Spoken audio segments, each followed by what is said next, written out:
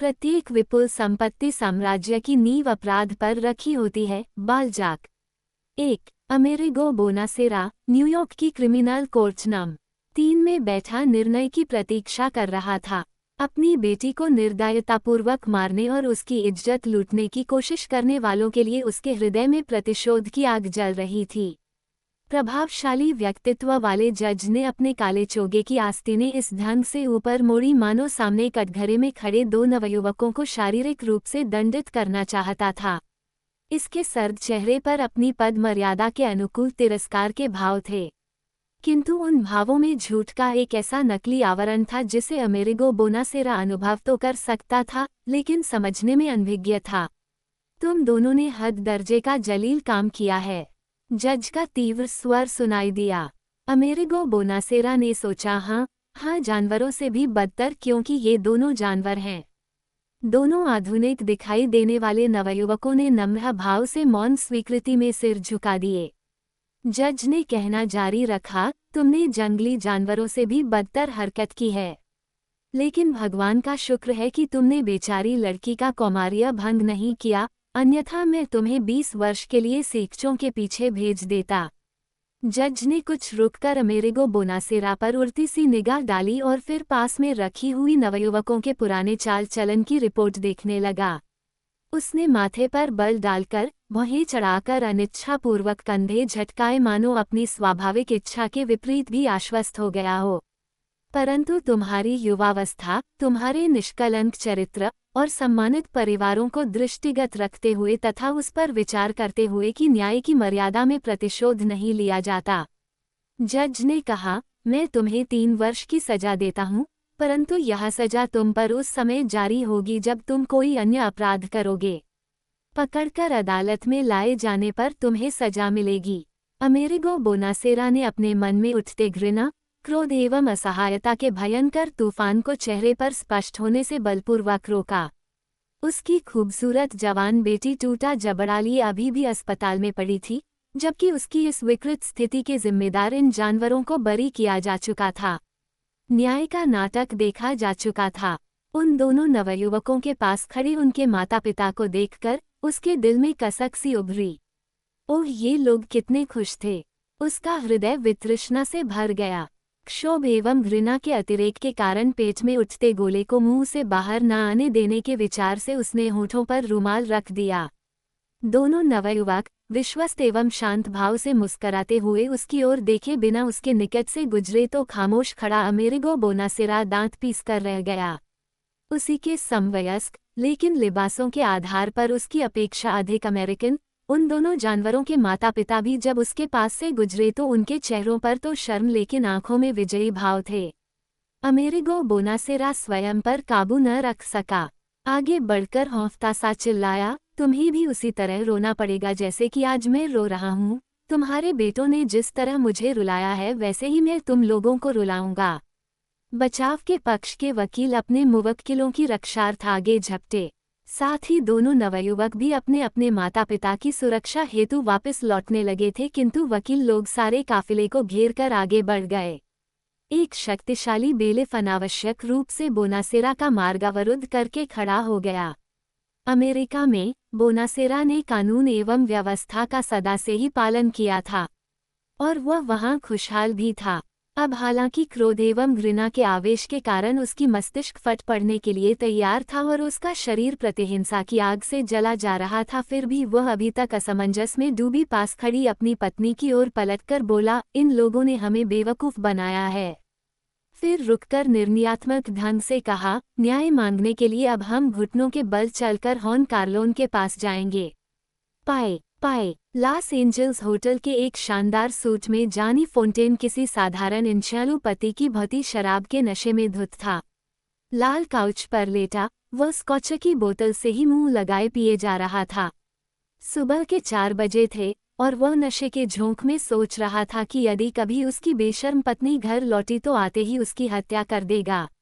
अपनी पहली पत्नी को फोन करके भविष्य की कुशल क्षेम पूछने के लिए देर हो चुकी थी।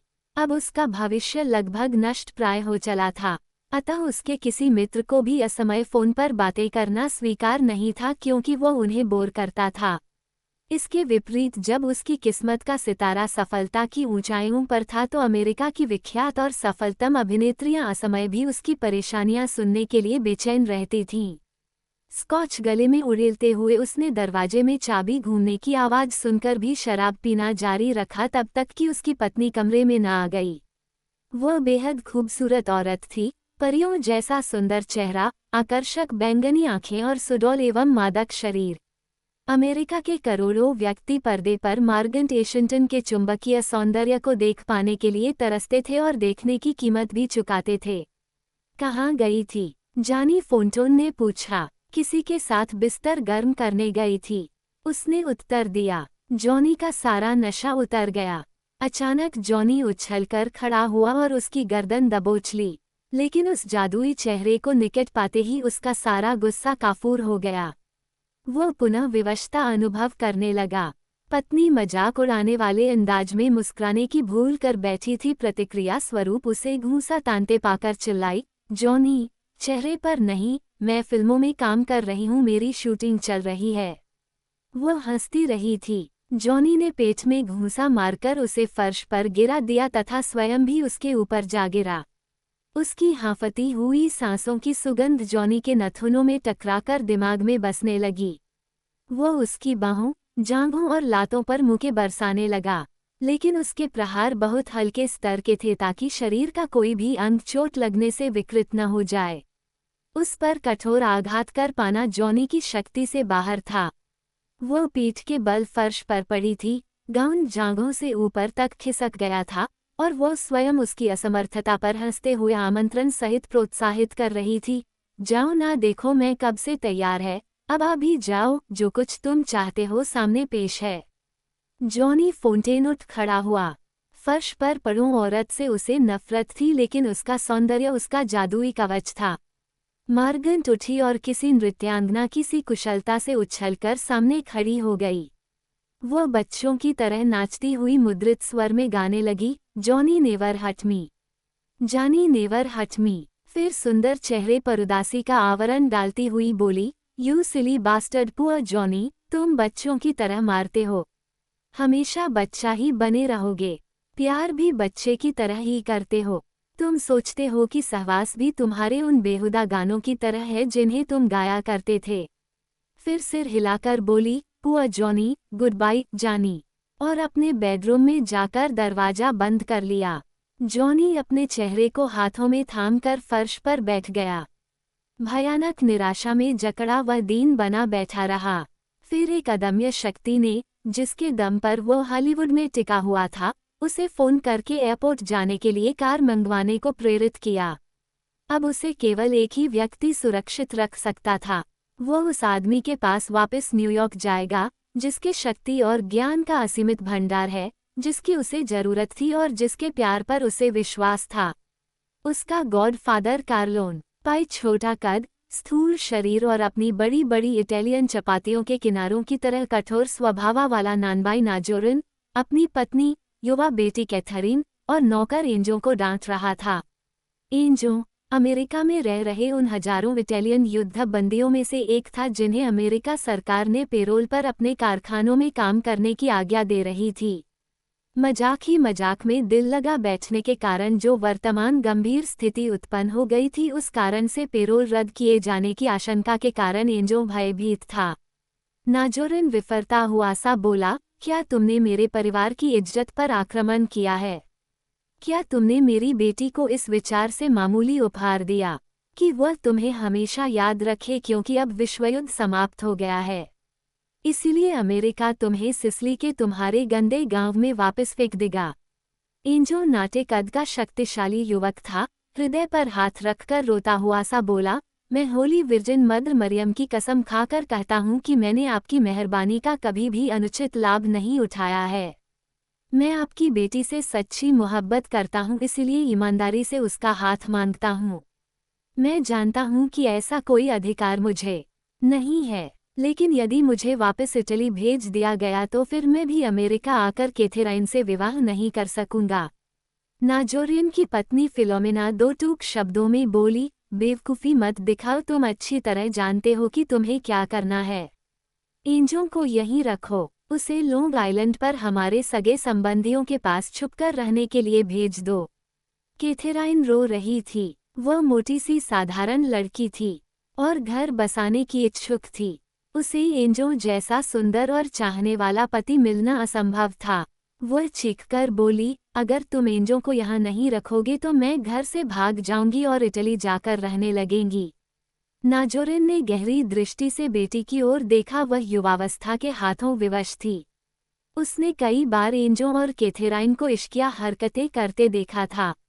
नाजोरिन ने अश्लीलता पूर्वक सोचा, यदि सही समय पर उचित कदम न उठाए गए तो एंजो और कैथेराइन एक दूसरे की वासना पूर्ति का मात्र साधन बनकर रह जाएंगे। एंजो को अमेरिका में रखकर अमेरिकन नागरिक बनाना ही होगा और इस प्रकार की विषम समस्या को सिर्फ एक ही व्यक्ति सुलझा सकता था। वह था गॉडफादर डॉन कार्लोन।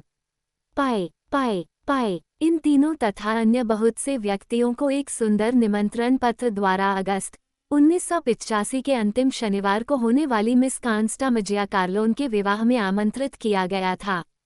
दुल्हन का पिता डॉन वेओ कार्लोन हालांकि लॉन्ग आइलैंड की एक विशाल एवं भव्य इमारत में रहता था, परंतु वह अपने पुराने मित्रों तथा पड़ोसियों को कभी नहीं भूला था। विवाह समारोह की भव्यता में संदेह की कोई गुंजाइश नहीं थी।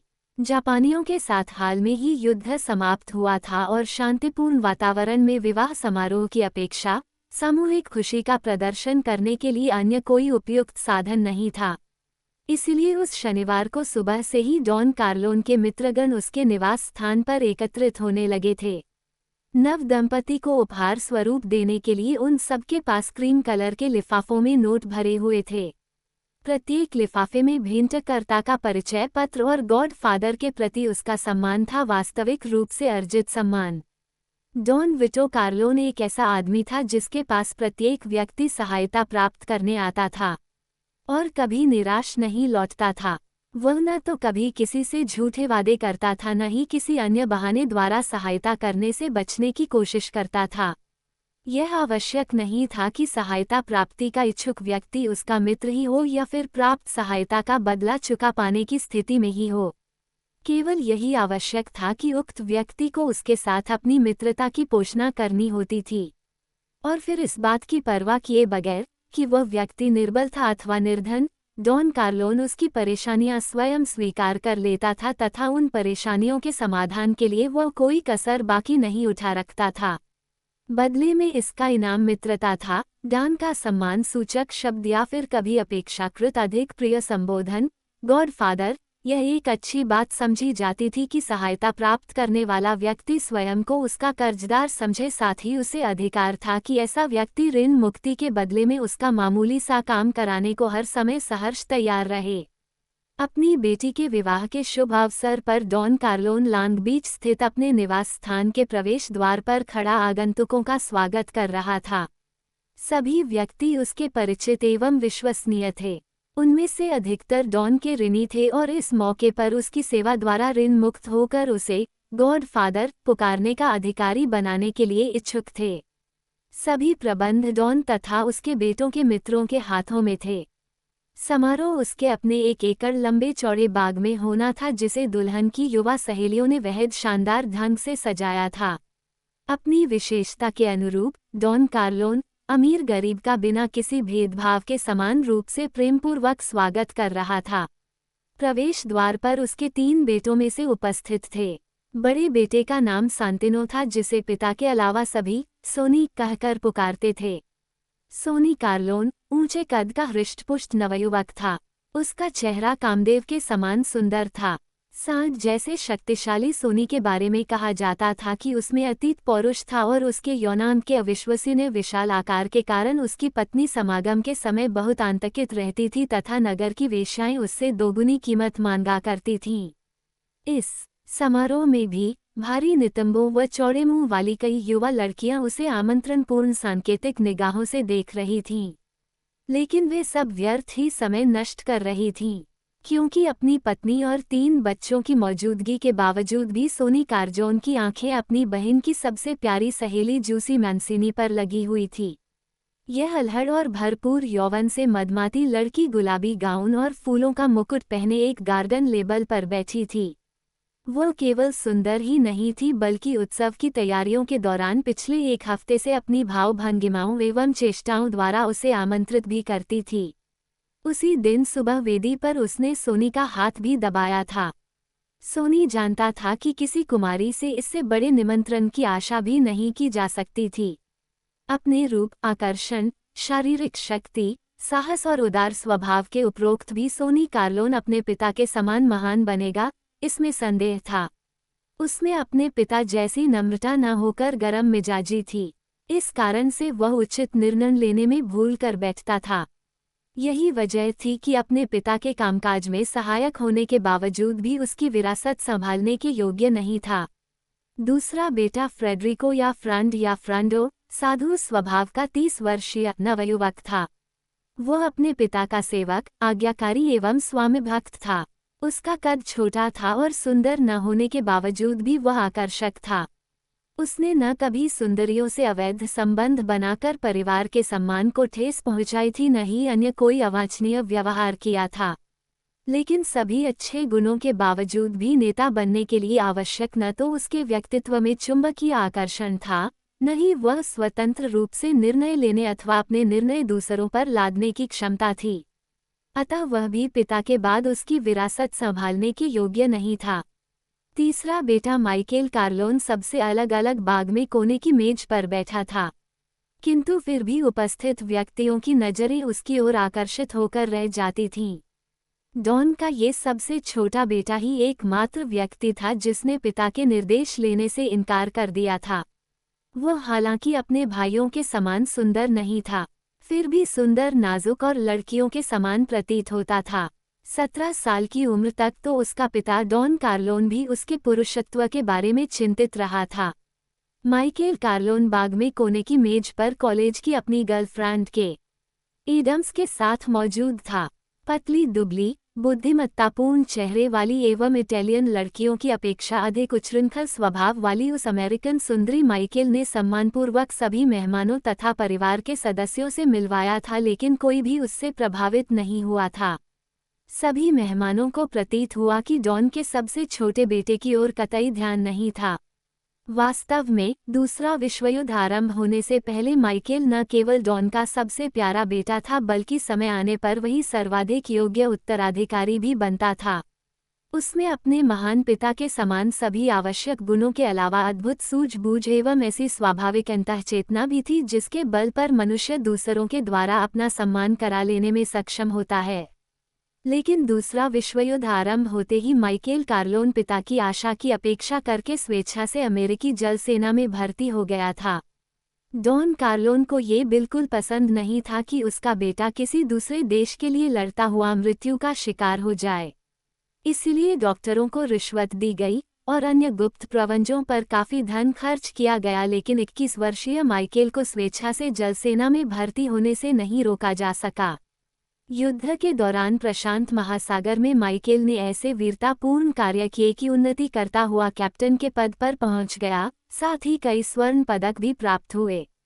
उसके अद्भुत शौर्य की गाथा सहित जब उसकी फोटो विख्यात पत्रिका लाइफ में छपी तो डॉन ने प्रतिक्रिया स्वरूप अपने एक मित्र से कहा था, उसने ये चमत्कार दूसरों के लिए किए हैं।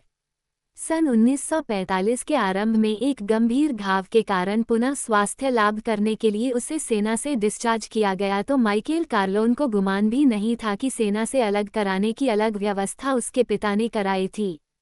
कुछ सप्ताह घर रहने के बाद उसने बगैर किसी की सलाह लिए न्यू हैम्पशायर के हनोवर स्थित डार्टमाउथ कॉलेज में दाखिला ले लिया और इस प्रकार पुनः पिता का घर छोड़ दिया। और अब बहन के विवाह पर घर आते समय वह अपनी भावी पत्नी को दिखाने के लिए भी साथ लाया था। माइकेल कार्लोन इस समारोह में आए हुए कुछ विशेष व्यक्तियों के बारे में के एडम्स को बड़े चाव से छोटी छोटी मनोरंजक बातें सुना रहा था। अपनी स्वाभाविक एवं गहन उत्सुकता के कारण वह भी नई नई बातें तथा विदेशी अनुभव रुचिपूर्वक सुन रही थी।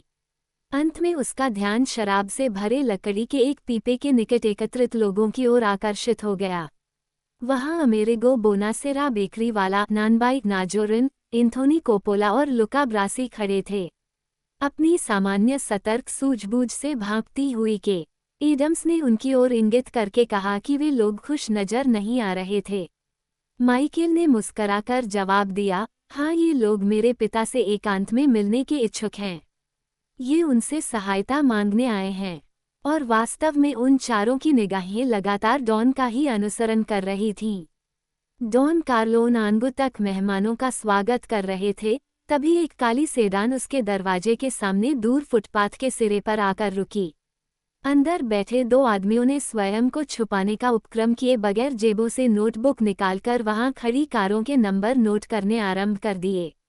सोनी ने अपने पिता की ओर मुड़कर कहा, ये लोग पुलिस वाले प्रतीत होते हैं। डॉन कार्लोन ने अनिच्छापूर्वक कंधे झटकाए, मैं सड़क का मालिक नहीं हूँ। वे लोग जो चाहें कर सकते हैं।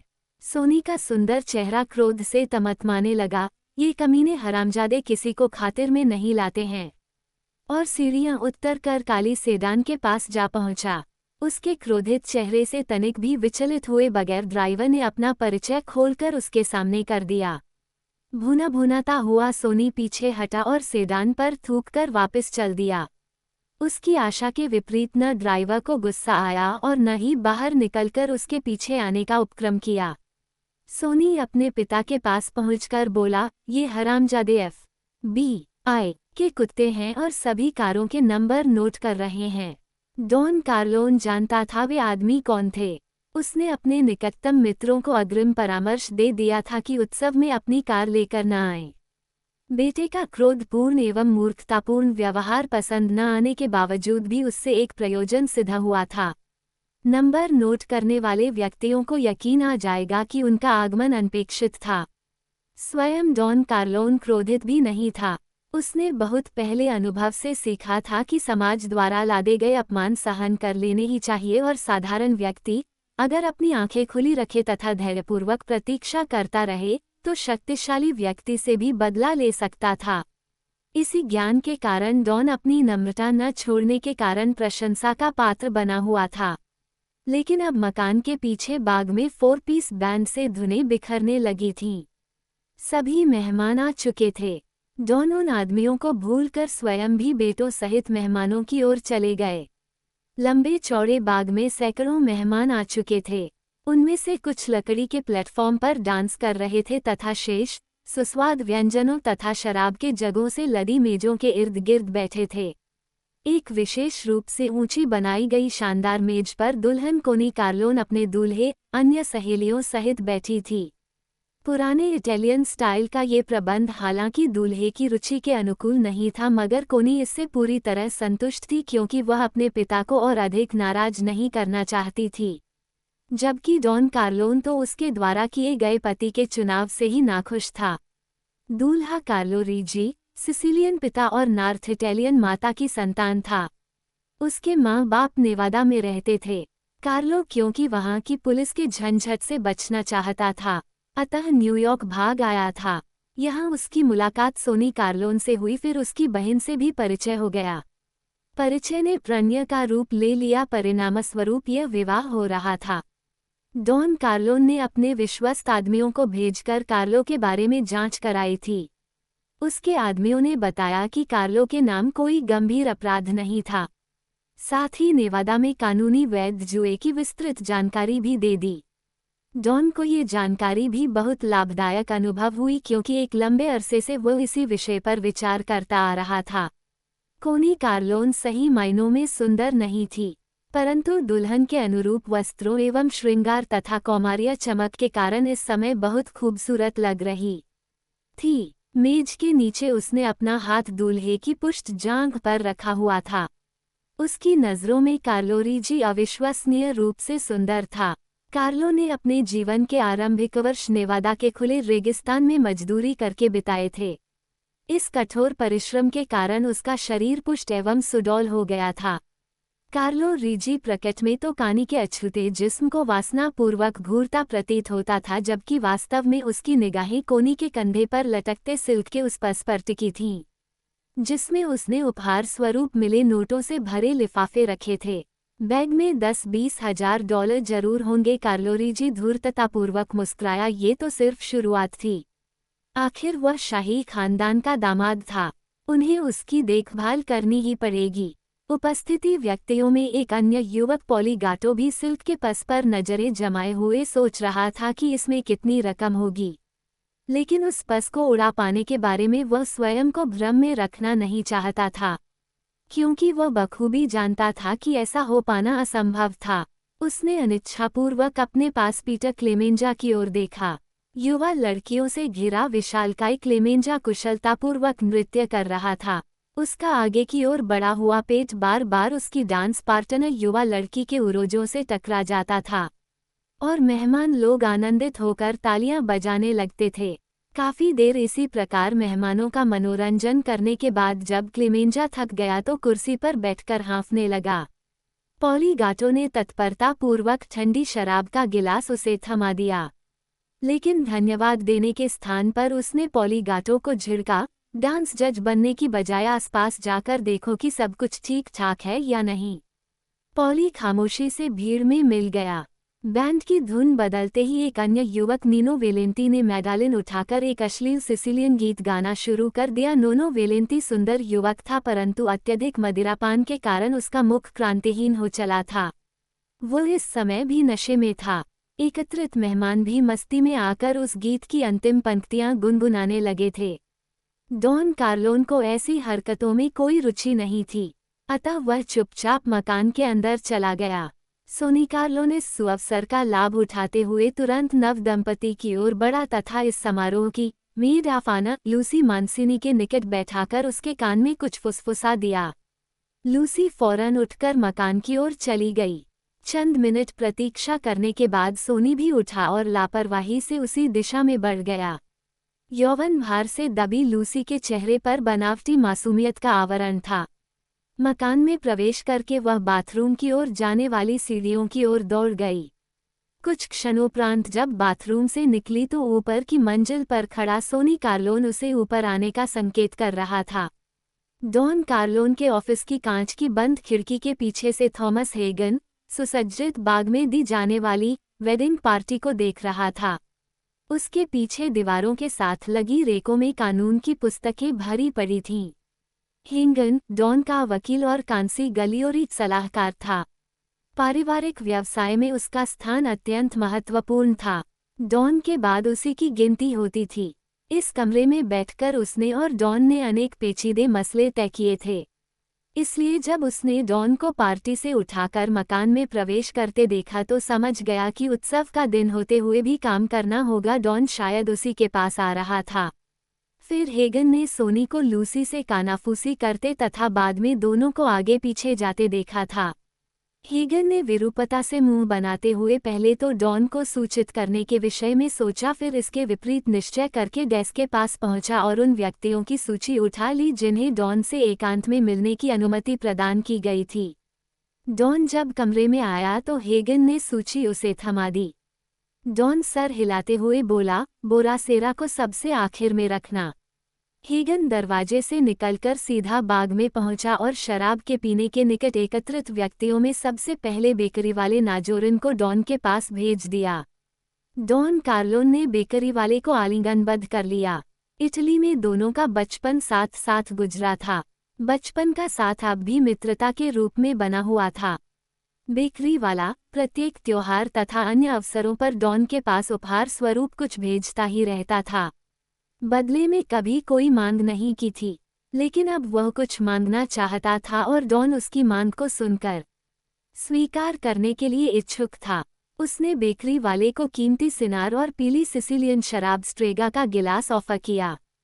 फिर प्रेमपूर्वक उसके कंधे पर हाथ रखकर मांग पेश करने लायक आवश्यक हिम्मत बढ़ाई। ये डॉन की मानवीय विशेषता थी। अपने कटु अनुभव के आधार पर वह जानता था कि किसी अपने से सहायता प्राप्त करने के लिए कितनी हिम्मत की जरूरत होती थी।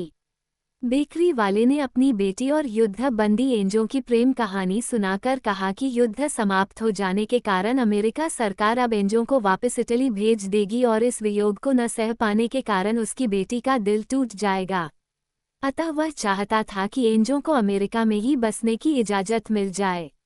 इन दो प्रेमियों की क्योंकि गॉड फादर कार्लोन के अलावा और कोई सहायता नहीं कर सकता, इसलिए वही उनकी अंतिम आशा थी। नाजोरिन के कथन की समाप्ति पर डॉन मुस्कराकर बोला, मेरे दोस्त तुम बिल्कुल बेफिक्र हो जाओ। और फिर उसे समझाया कि इस राज्य के कुछ कांग्रेसमैन द्वारा ऐसा स्पेशल बिल प्रस्तावित कराया जाएगा कि एंजो अमेरिकन नागरिक बन जाएगा। क्योंकि वे कांग्रेसमैन प्रभावशाली थे अतः बिल जरूर पास हो जाएगा। डॉन कार्लोन ने उसे विस्तारपूर्वक समझाकर भली भांति संतुष्ट कर दिया कि आजकल ऐसे काम की कीमत करीब $2000 थी। इतनी रकम खर्च करने के बाद काम होने की पक्की गारंटी थी। बेकरी वाला ये सुनकर गदगद हो गया। डॉन उसे छोड़ने द्वार तक आया तो भावावेश में एक बार फिर वह अपने मित्र के गले से जो लगा। नाजोरिन चला गया तो हेगन मुस्कराकर बोला, इसके तो मजे आ जाएंगे। $2000 में दामाद भी मिलेगा और जिंदगी भर मुफ्त में कमाने वाला नौकर भी। फिर तनिक रुककर पूछा, ये काम मुझे किसी कांग्रेसमैन को सौंपना है? डॉन कार्लोन ने कुछ सोचते हुए कहा, ये काम निकटवर्ती जिले के यहूदी को सौंप दो। मेरा ख्याल है युद्ध समाप्त हो जाने के कारण ऐसे और भी बहुत से केस होंगे। हमें वाशिंगटन में अपने कुछ अतिरिक्त भी रखने चाहिए ताकि भीड़ भाड़ पर नियंत्रण भी हो जाए और कीमत भी न बढ़ सके। इस काम के लिए कांग्रेस में ल्यूटेकी की बजाय फिशर अधिक उपयुक्त रहेगा। हेगन ने ये सब नोट कर लिया। दूसरे जिस आदमी को हेगन अंदर लाया उसकी समस्या साधारण थी। उसका नाम एंथोनी कोप्रेला था। वह डॉन के ऐसे मित्र का बेटा था जिसके साथ उसने जवानी में काम किया था। अब उसे नया रोजगार शुरू करने के $500 की जरूरत थी। डॉन ने अपनी जेब से नोट निकाले तो वे केवल $400 थे। उसने तुरंत टॉम हेगन से कहा, मुझे $100 उधार दे दो। सोमवार को बैंक खुलते ही वापस कर दूंगा। एंथोनी कोप्रेला ने प्रतिवाद करना चाहा कि $400 ही पर्याप्त थे, परंतु डॉन ने उसका कंधा थपथपाते हुए क्षमा याचना पूर्वक कहा, इस शानदार विवाह समारोह के कारण मेरे पास कैश की कमी हो गई है। और हेगन से नोट लेकर उसे $500 दे दिए। हेगन प्रशंसा पूर्वक देखता रहा। डॉन कहा करता था कि उदार मनुष्य को अपनी उदारता व्यक्तिगत रूप से प्रदर्शित करनी चाहिए। एंथोनी कोप्रेला ये सोचकर कैसा अनुभव करेगा कि डॉन जैसे व्यक्ति ने उसे कर्जा देने के लिए स्वयं उधार मांगा था। ये बात नहीं कि कोप्रेला जानता न था कि डॉन करोड़पति आदमी न था, लेकिन कितने करोड़पति होंगे जो अपनी गरीब मित्रों के लिए स्वयं उधार मांगने की जहमत उठाएंगे। कोप्रेला के जाने के बाद डॉन कार्लोन की प्रश्नसूचक निगाहों का अर्थ समझकर हेगन बोला, ल्यूका ब्रासी का नाम लिस्ट में तो नहीं है, लेकिन वह व्यक्तिगत रूप से बधाई देना चाहता है। डॉन ने अप्रसन्नता पूर्वक पूछा, क्या ये जरूरी है? हेगन ने उत्तर दिया, इसे तो आप ही बेहतर समझ सकते हैं, लेकिन विवाह समारोह का निमंत्रण पत्र अप्रत्याशित रूप से पाकर उससे स्वयं को आप द्वारा विशेष रूप से सम्मानित किया जाना समझा है। मेरे विचार में वह आभार प्रकट करना चाहता है। डॉन ने ल्यूका ब्रासी को बुलाने का संकेत कर दिया। बाग में के एडम्स ल्यूका ब्रासी को देखकर सहम गई थी। माइकेल उसे इस विचार से समारोह में लाया था कि उसके पिता और पारिवारिक व्यवसाय की सच्चाई को वह बगैर किसी सदमे के धीरे धीरे पचाने में सफल हो जाएगी। अभी तक वह डॉन को अनैतिक कारोबार में फंसा बिजनेसमैन समझती प्रतीत हुई थी। माइकेल ने उसे परोक्ष रूप से थोड़ी बहुत सच्चाई बताने का निश्चय किया। उसने बताया कि ल्यूका ब्रासी पूर्वी अपराधी जगत का सबसे खौफनाक आदमी था। उसमें सफल हत्याकांड करने की अपूर्व विशेषता थी। माइकेल बुरा सा मुंह बनाकर बोला, सच चाहे कुछ भी हो, लेकिन मैं उसे अपने पिता के एक मित्र के रूप में ही जानता है। के ने कुछ समझाते हुए तनिक अविश्वास पूर्व पूछा, तुम्हारा मतलब यह आदमी तुम्हारे पिता के लिए काम करता है? मन ही मन कुड़ते हुए माइकेल बोला, करीब 15 साल पहले जब कुछ आदमियों ने मेरे पिता को मारने और उसका तेल आयात का व्यापार हथियाने की कोशिश की, तब अकेले ल्यूका ब्रासी ने 2 सप्ताह में 6 आदमियों की हत्या करके ये सारा झंझट दूर कर दिया था। तुम्हारा मतलब है कि तुम्हारे पिता पर बदमाशों ने हमला किया था। ये 15 साल पुरानी बात है। तब से अब तक पूर्णतया शांति है। तुम मुझे डरा रहे हो, शायद मुझसे विवाह नहीं करना चाहते। के उसे टहोका लगाकर बोली, बहुत चालाक हो। क्या उसने वास्तव में 6 आदमियों का खून किया है? अखबारों में तो यही कहा गया था। लेकिन एक और भी भयानक कहानी है जिसे टॉम हेगन जानता है, मगर ल्यूका की वह कहानी उसने मुझे कभी नहीं सुनाई। ल्यूका ब्रासी वास्तव में शैतान का अंत था।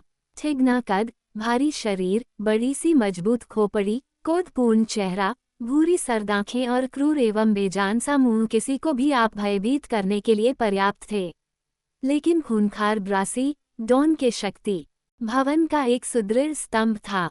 सारी दुनिया में यदि वो किसी से डरता था तो वह डॉन कार्लोन था। उसने कमरे में प्रवेश करते ही सम्मानित डॉन का अभिवादन किया और नोटों से भरा लिफाफा देते हुए इच्छा प्रकट की कि उसकी लड़की की प्रथम संतान लड़का हो।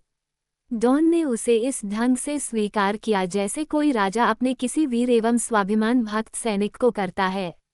लिफाफे में निश्चय अन्य किसी व्यक्ति द्वारा दिए नोटों से अधिक नोट थे। ल्यूका ब्रासी डॉन की बेहद इज्जत करता था। यही प्रकट करने के लिए उसने अनुमानुसार अन्य किसी भी व्यक्ति से अधिक नोट लिफाफे में भरे थे तथा लिफाफा डॉन को खुद दिया था। डॉन ने मुक्त भाव से उसे धन्यवाद दिया। हेगन ने देखा कि इस समय ब्रासी के चेहरे पर क्रोध एवं क्रूरता के स्थान पर गर्व एवं प्रसन्नता के भाव थे। ब्रासी ने डॉन का हाथ चूमा और बाहर निकल गया। डॉन कार्लोन ने राहत की सांस ली। पूरी दुनिया में ब्रासी ही सिर्फ एक ऐसा व्यक्ति था जिससे मिलकर डॉन नर्वस हो जाया करता था। उसकी नज़रों में ब्रासी एक ऐसा डायनामाइट था जिसे बेहद सतर्कता से संभाला जाना चाहिए। डॉन ने बोनासेरा को बुलाने के लिए कहकर हेगन से कहा, सांतिनो को भी यहाँ भेज दो। मैं चाहता हूँ कि वह भी इस मुलाकात से कुछ सीख लें। हेगन ने बाग में पहुंचकर बोनासेरा को धैर्यपूर्वक प्रतीक्षा करने के लिए कहा और सोनी कार्लोन को व्याकुलतापूर्वक खोजने लगा। कहीं भी नजर न आने पर उसने माइकेल और उसकी गर्लफ्रेंड के पास जाकर माइकेल से सोनी के बारे में पूछा और उसके द्वारा इनकार करने पर वह सोचने लगा अगर इस समय सोनी उस मेड ऑफ ऑनर के जिस्म से खेल रहा होगा तो बखेड़ा खड़ा हो जाएगा। वह तेजी से मकान की ओर चल दिया। हेगन के जाने के बाद एडम्स ने पूछा, ये कौन है? परिचय कराते समय उसने इसे अपना भाई बताया था, लेकिन न तो इसका नाम तुमसे मिलता है न ही यह इटालियन है। टॉम जब 12 वर्ष की उम्र में अनाथ होकर सड़कों पर मारा फिर रहा था तो सोनी उसे घर में ले आया था। तब से आज तक वह हमारे ही साथ है। माइकेल ने जवाब दिया, तुम्हारे पिता तो बहुत अच्छे मी हैं। अपने कई बेटे होते हुए भी उन्होंने एडेप्ट कर लिया। ये सिर्फ हमारे साथ रहता है, एडेप्टेड नहीं है। एडेप्ट क्यों नहीं किया? के एडम्स ने उत्सुकतापूर्वक पूछा।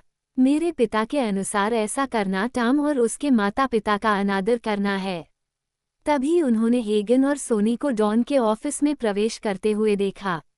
के ने अमेरिगो बोनासेरा की ओर उंगली उठाकर पूछा, ऐसे शुभ अवसर पर ये लोग क्यों तुम्हारे पिता को तंग करने चले आते हैं? माइकेल हंसता हुआ बोला, क्योंकि ये लोग जानते हैं पुराने रिवाज के मुताबिक कोई भी सिसिलियन बेटी की शादी के अवसर पर किसी की प्रार्थना अस्वीकार नहीं करता है। पाई लूसी मानसिनी ने अपना गुलाबी गाउन संभाला और तेजी से सीढ़ियों की ओर दौड़ गई। सोनी के काम प्रज्वलित एवं नशे के कारण सुर्ख चेहरे से यद्यपि वह डर रही थी परंतु पिछले 2 सप्ताह से विभिन्न चेष्टाओं द्वारा वहीं से उसको ललचाती रही थी। कॉलेज जीवन में उसने 2 बार यौन सुख प्राप्त करने की चेष्टा की थी, परंतु दोनों ही अनुभव बेहद बोर और असंतोषप्रद साबित करते हुए थे।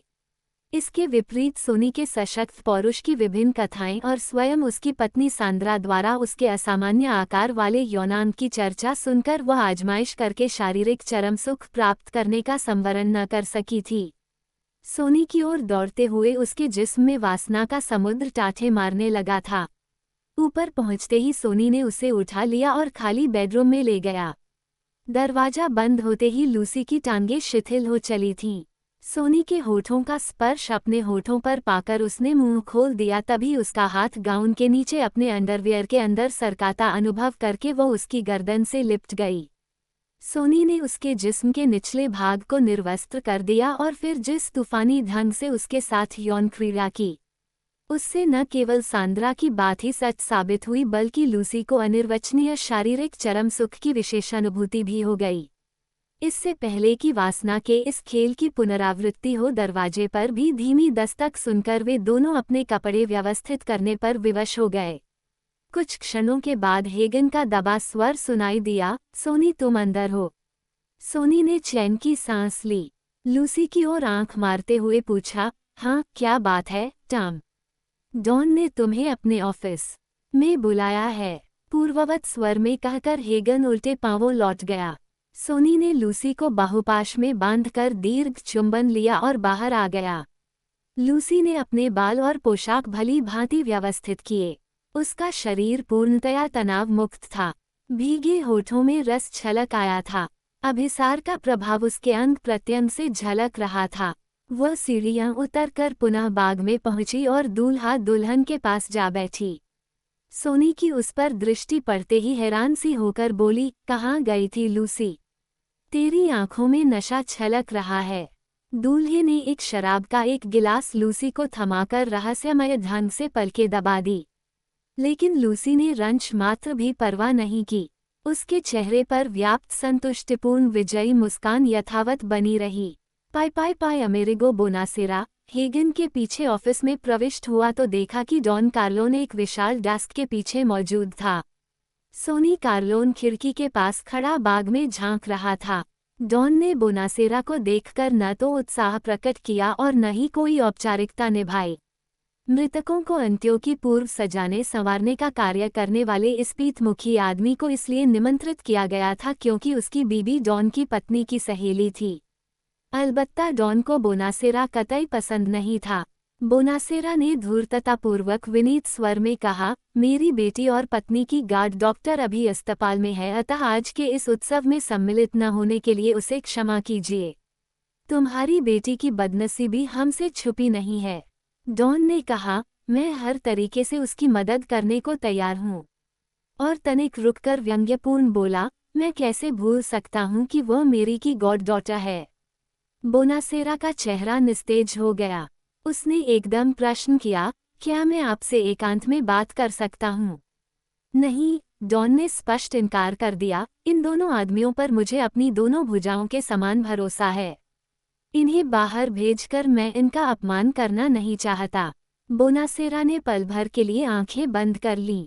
फिर इस ढंग से, मानो स्वयं को तसल्ली दे रहा हो, बोला, मैंने अपनी पुत्री को अमेरिकी सभ्यता में विश्वास रखने के कारण उसे पूरी आज़ादी दे रखी थी, साथ ही सिखाया था कि परिवारों को कलंकित करने वाला कार्य कदापि न करे। वह अपने एक गैर इटालियन बॉयफ्रेंड के साथ सिनेमा जाती थी और रात में देर तक उसके साथ रहती थी। लेकिन वह मुझसे मिलने कभी नहीं आया। मेरी गलती थी कि इसके बावजूद भी मैंने उसे स्वीकार कर लिया। 2 महीने पहले वह एक अन्य युवक सहित उसे कार की सैर कराने ले गया। दोनों युवकों ने उसे विस्की पिलाकर उसके साथ नाजायज हरकतें करनी चाहीं, लेकिन मेरी बेटी ने प्रतिरोध किया और अपनी इज्जत बचाने में सफल हो गई। बदले में उन दोनों जानवरों ने उसे निर्दयतापूर्वक इतना पीटा कि उसकी नाक एवं जबड़ा टूट गया था। अस्पताल में जब वह पीड़ा से चीख रही थी तो मैं भी रो पड़ा।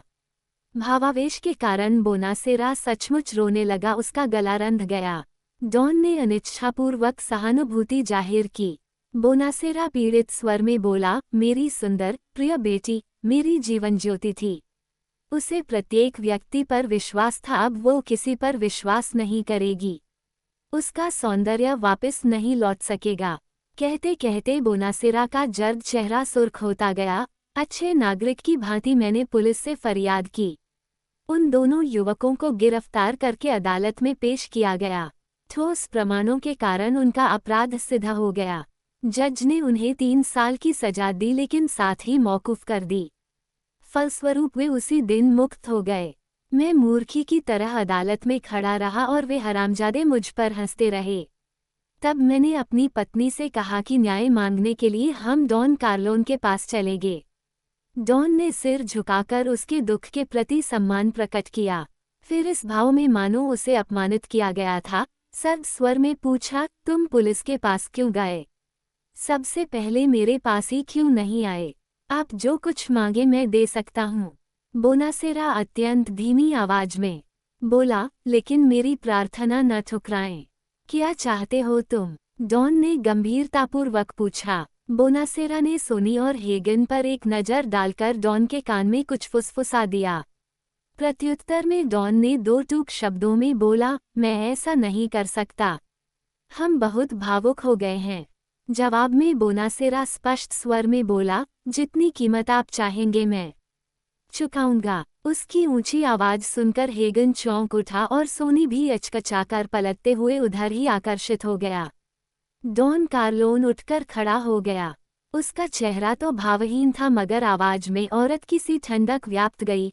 तुम और मैं वर्षों से एक दूसरे को जानते हैं, लेकिन आज से पहले तुम कभी किसी सलाह अथवा मदद के लिए मेरे पास नहीं आए।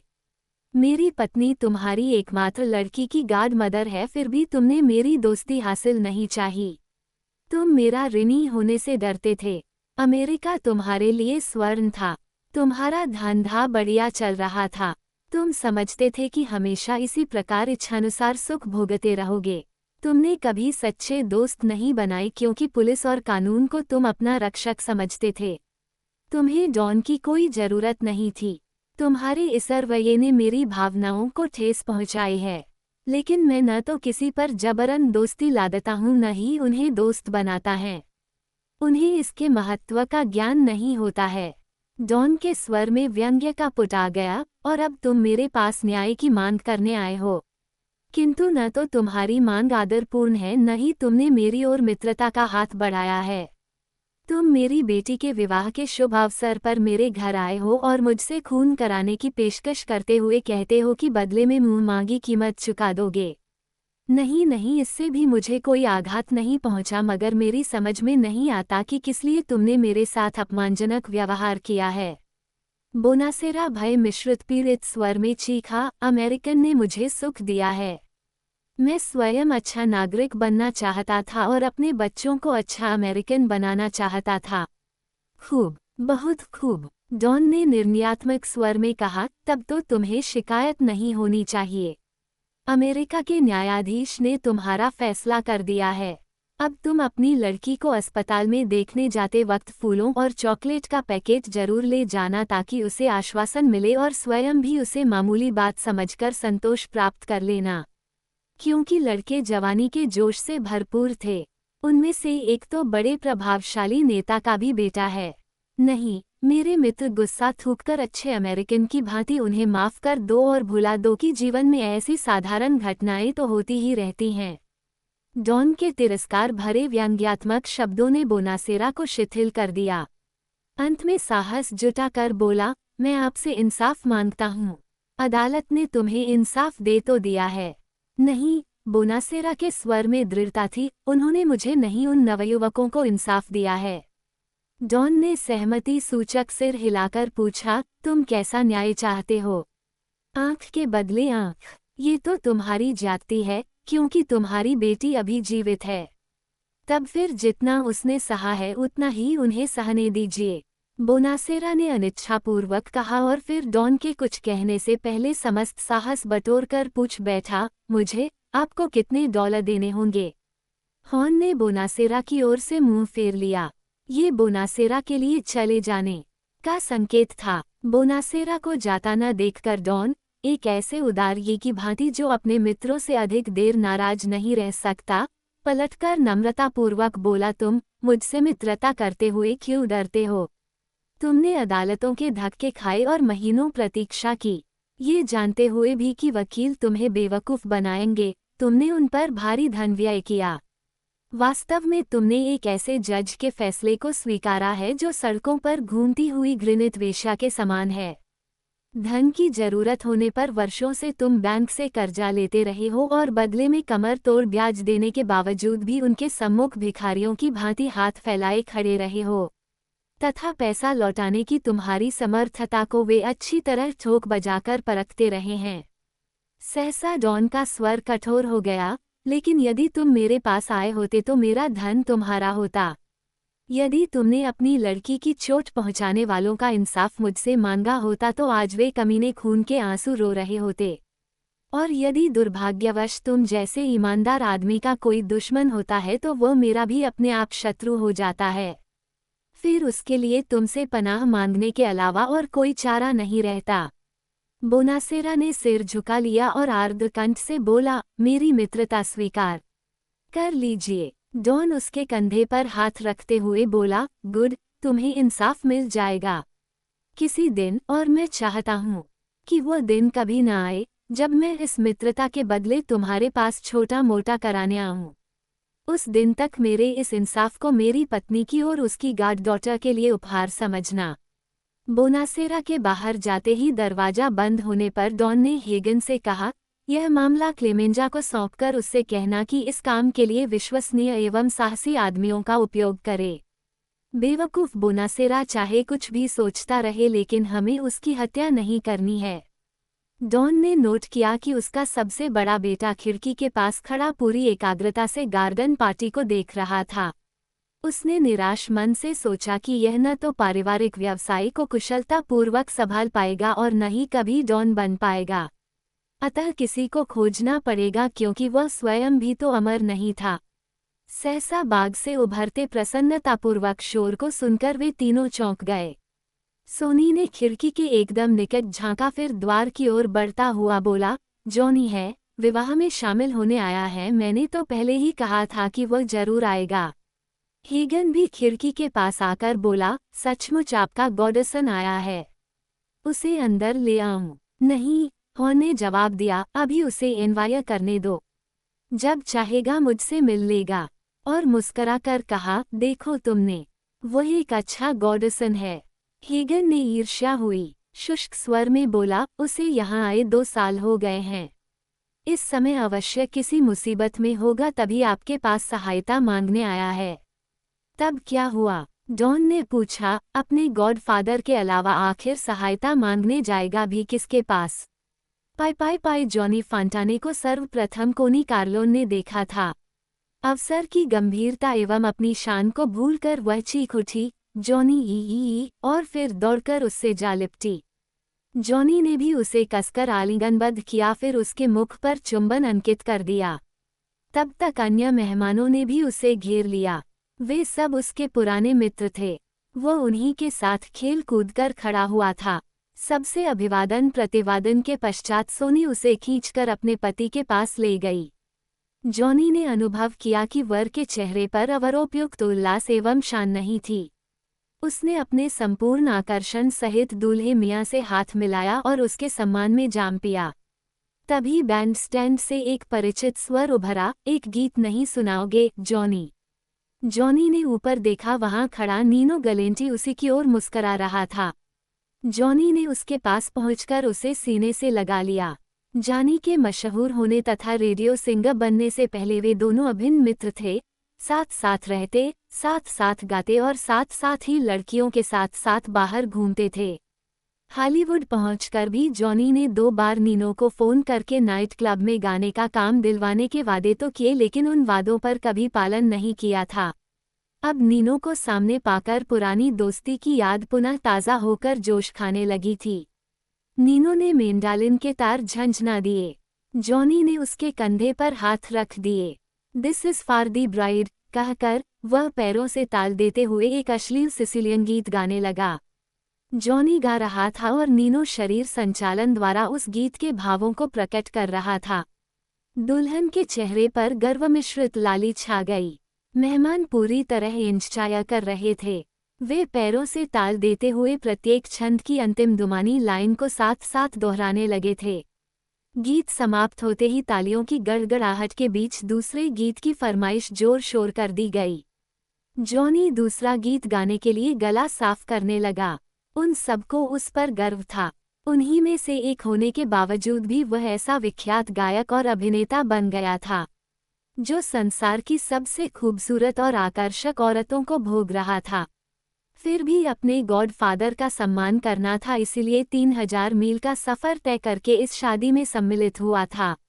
उसे अब भी नीनो वालेंटी जैसे अपने पुराने मित्रों से प्यार था। उपस्थित मेहमानों में से अनेक ने जॉनी तथा नीनो को साथ साथ गाते देखा था, लेकिन तब किसी को स्वप्न में भी आभास नहीं था कि जॉनी एक दिन 5 करोड़ स्त्रियों के दिल पर छा जाएगा। जॉनी ने नीचे झुककर नीनो को उठाया और उसे अपने तथा नीनो के बीच खड़ा कर लिया। फिर दोनों एक दूसरे की ओर देखते हुए युगल गीत गाने लगे। यह उनका पुराना तरीका था। अपनी आवाज एवं सुरों के दम पर वे आपस में गायन युद्ध लड़ा करते थे। जॉनी ने जानबूझकर अपनी आवाज को नीनो की आवाज तले दब जाने दिया और जब उसकी आवाज डूबने लगी तो उसने नीनो को विजयी होने दिया। गीत की समाप्ति पर तीनों मुक्त भाव से एक दूसरे से लिपट गए। सभी उपस्थित मेहमान खुशी से झूम उठे तथा एक और गीत की मांग जोर से करने लगे। बिल्डिंग के प्रवेश द्वार के निकट खड़े अकेले डॉन कार्लोन को अनुभव हुआ कि अवश्य कहीं कुछ गड़बड़ थी। अतः मेहमानों को बुरा न लगे इस अंदाज में दूर से ही हाँक लगाई। मेगाडसन 3000 मील दूर से शादी में शरीक होने आया और किसी को उसका गला तर करने तक की परवाह नहीं है। तत्क्षण एक साथ दर्जनों जाम जॉनी को पेश कर दिए गए। उन सब में से एक घूंट लेकर वह गॉड फादर से मिलने दौड़ गया। डॉन के वक्षस्थल से लगते ही वो उसके कान में कुछ फुसफुसाया। फलस्वरूप डॉन उसे अपने साथ मकान में ले गया। कमरे में पहुंचते ही टॉम हेगन ने उससे हाथ मिलाकर पूछा, कैसे हो जॉनी? प्रत्युत्तर में जॉनी का सर्व व्यवहार देखकर हेगन को बुरा तो लगा, लेकिन डॉन का निकटतम व्यक्ति होने के कारण उसके लिए ऐसे व्यवहार को पहचानना आवश्यक था। जॉनी फॉन्टाने ने डॉन से कहा, निमंत्रण पत्र पाकर मैं समझ गया था कि मेरे गॉड फादर मुझसे नाराज नहीं थे। तलाक लेने के बाद मैंने 5 बार आपको फ़ोन किया था, परंतु टॉम का हर बार यह उत्तर सुनकर कि आपको बात तक करने की फुर्सत नहीं थी, मैं समझ गया था कि आप मुझसे नाराज थे।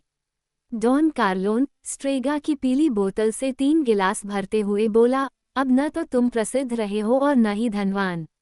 अब मैंने वे सब पुरानी बातें भुला दी हैं। क्या तुम्हें अभी मेरी सहायता की आवश्यकता है?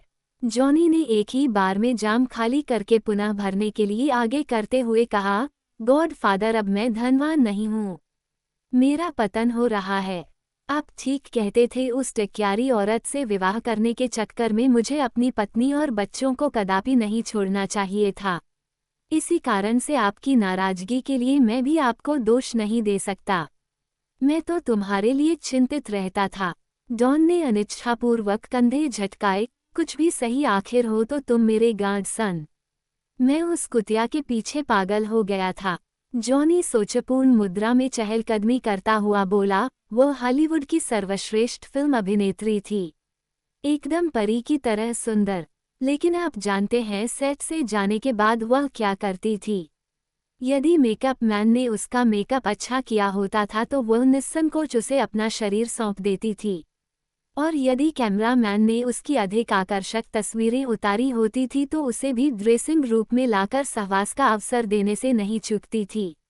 मर्दों के साथ वह अपने तन का उपयोग उसी तरीके से करती थी जैसे मैं जेब में पड़ी रेजगारी को प्रयोग करता हूँ।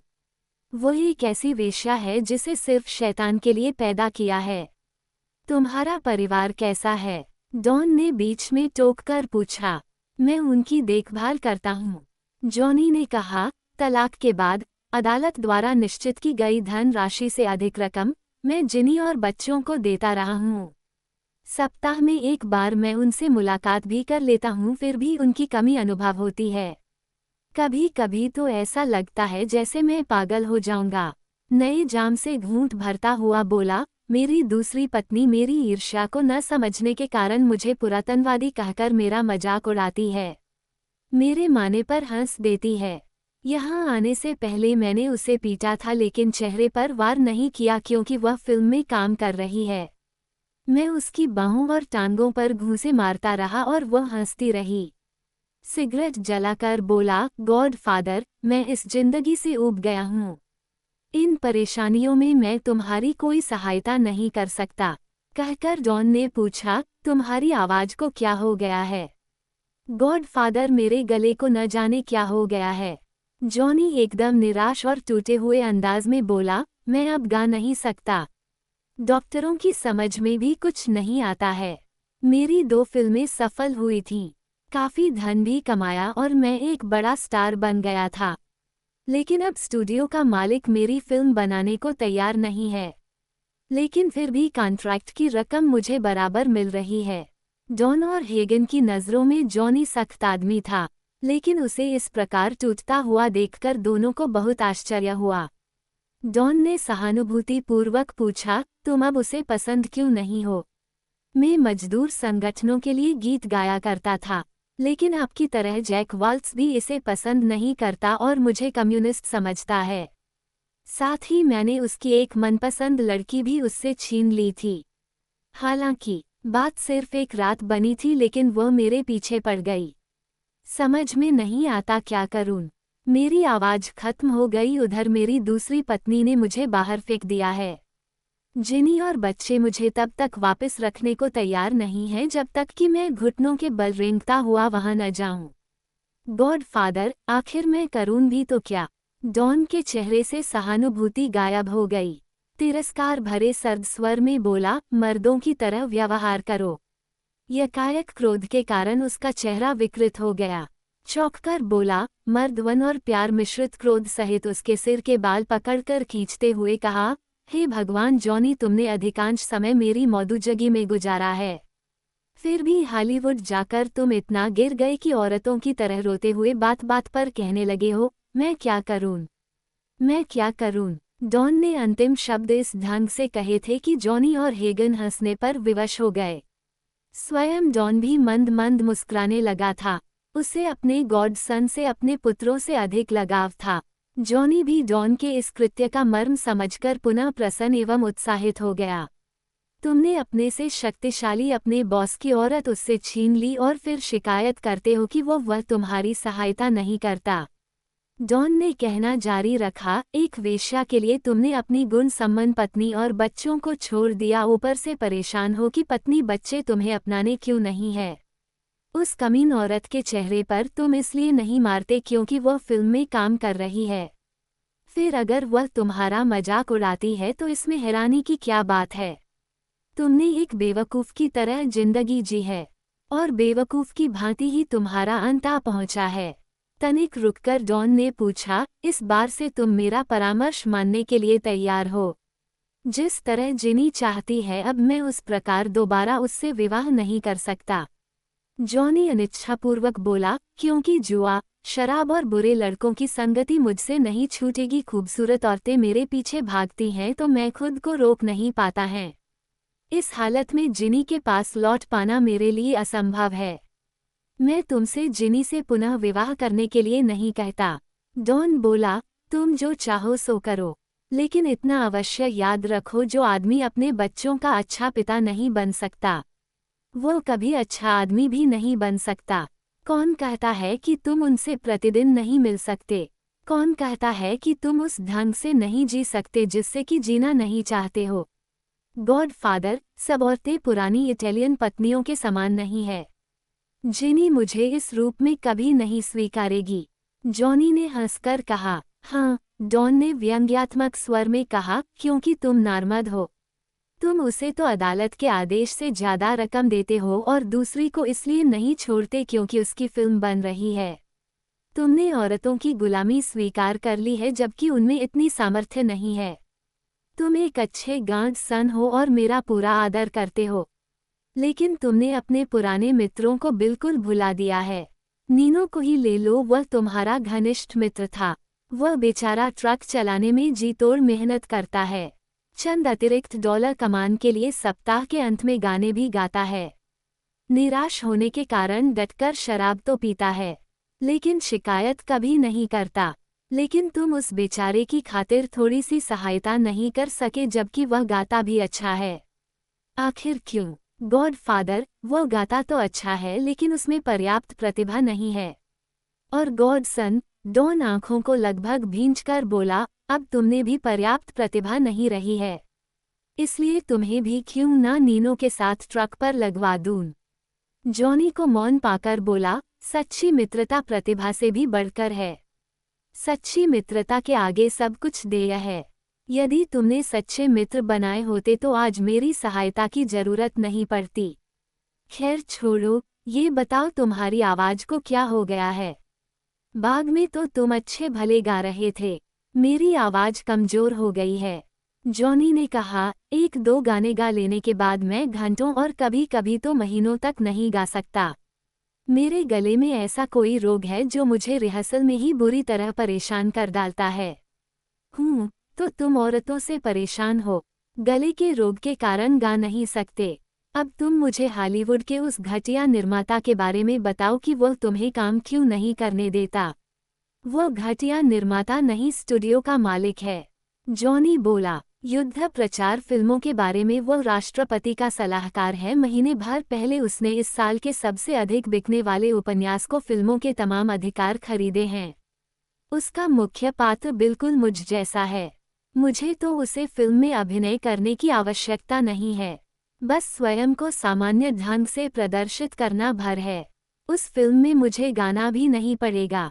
मैं अकादमी अवार्ड भी जीत सकता हूँ। हर एक संबंधित व्यक्ति जानता है कि मैं उस भूमिका को सबसे अधिक सफलतापूर्व निभा सकता है और पुनः अभिनय के क्षेत्र में खुद भी स्थापित कर सकता हूँ। लेकिन ये हरामजादा जैक वाल्ट्ज मुझे मुफ्त में भी उस रोल को देने के लिए तैयार नहीं है। उसने कहलवाया है कि यदि मैं स्टूडियो जाकर कैमरे के सामने उसके तलुवे चाटूं तो वह इस पर विचार कर सकता है। तुम हिम्मत हार बैठे हो। हॉर्न ने उसे बीच में रोककर कंधा थपथपाते हुए कहा, अनिद्रा, असहायता, असुरक्षा और तनाव के कारण दिनों दिन टूटते जा रहे हो। मेरा कहना मानो, 1 महीना मेरे साथ रहकर दुनियादारी सीखो, बढ़िया खाओ, खुश रहो और सो जाओ। शर्त केवल इतनी है कि गीत गाना, शराब पीना और स्त्रियों की संगति को छोड़ना पड़ेगा। 1 महीने बाद जब तुम हॉलीवुड जाओगे तो मेरा दावा है कि वो घटिया निर्माता तुम्हें फिल्म में काम अवश्य दे देगा। बोलो, स्वीकार है। जॉनी को यकायक विश्वास नहीं हुआ, परंतु झूठे दावे करना गॉडफादर का स्वभाव नहीं था। अतः शंकित मन में बोला, वह जे. एडगर हुकर का विशेष मित्र है। उसके सामने आप उफ भी नहीं कर सकते। वह बिजनेसमैन है। डॉन ने शांतिपूर्वक कहा, मैं उसे ऐसी ऑफर दूंगा कि इनकार नहीं कर सकेगा। अब समय निकल चुका है। सभी कॉन्ट्रैक्ट साइन हो चुके हैं। 1 सप्ताह बाद शूटिंग आरंभ होने वाली है। नहीं, अब ये बिल्कुल असंभव नहीं है। तुम पार्टी में वापस जाओ। डॉन ने कहा, तुम्हारे मित्र तुम्हारी प्रतीक्षा कर रहे हैं। सब कुछ मुझ पर छोड़कर बेफिक्र हो जाओ। और जॉनी को बाहर जाने के लिए धकेल दिया। डेस्क के पीछे बैठा हेगन प्रत्येक कार्यवाही नोट कर रहा था। डॉन ने पूछा, एनीथिंग एल्स? सोलोजों को अब और अधिक नहीं टाला जा सकता। हेगन कैलेंडर पर पेन घुमाता हुआ बोला, आपको इस सप्ताह उससे मुलाकात करनी पड़ेगी। अब विवाह कार्य समाप्त हो गया है। डॉन ने अनिच्छापूर्वक कहा, जो दिन ठीक समझो तय कर लो। हेगन को इससे 2 बातों का संकेत मिला। एक, विरागिल सोलोजों को नहीं में उत्तर देना था। दूसरे, डॉन को अपने इनकार से सोलोजों द्वारा कठिनाइयां पैदा करने की आशंका थी, इसलिए उत्तर विवाह से पहले नहीं दिया गया था। अतः सावधानी पूर्वक पूछा, क्लेमेंजा से कह दूं कि घर की सुरक्षा के लिए कुछ मी तैनात कर दे। क्यों? डॉन ने अधीरता से कहा, मैं विवाह से पहले इसलिए उत्तर नहीं देना चाहता था ताकि इस शुभ अवसर पर दूर दूर तक भी अनिष्ट के बादल नजर न आएं। दूसरे में पहले जान लेना चाहता था कि वह किस बारे में बातें करना चाहता था। अब मैं जान गया हूं कि वह किसी बुरे काम का प्रस्ताव रखना चाहता है। इसका मतलब आप अस्वीकार करेंगे? हेगन ने पूछा और फिर डॉन को स्वीकृति सूचक सिर हिलाते हुए पाकर बोला, मेरे विचार में उत्तर देने से पहले इस विषय पर सारे परिवार से परामर्श करना ठीक रहेगा। ठीक है, डॉन मुस्कुराया, इस विषय पर विचार विमर्श करेंगे जब तुम कैलिफोर्निया से वापस आ जाओगे। मैं चाहता हूं कि तुम प्लेन द्वारा कल वहां जा पहुंचो और उस घटिया प्रोड्यूसर से मिलकर जॉनी की समस्या हल कर दो। सोलोजो से कहना कि जब तुम लौट आओगे तब मैं उससे मुलाकात करूंगा। और कुछ, अस्पताल वालों ने सूचित किया है कि कॉन्सिगलियोरी एबेडांडी मृत्युशैया पर है। वह आज की रात भी निकालता दिखाई नहीं देता है। उसके परिवार को बुला लिया गया है। पिछले 1 वर्ष से, जब से कि कैंसर के कारण गेनको एबेडांडो अस्पताल में था, हेगन कॉन्सिगलियोरी के पद पर काम कर रहा था।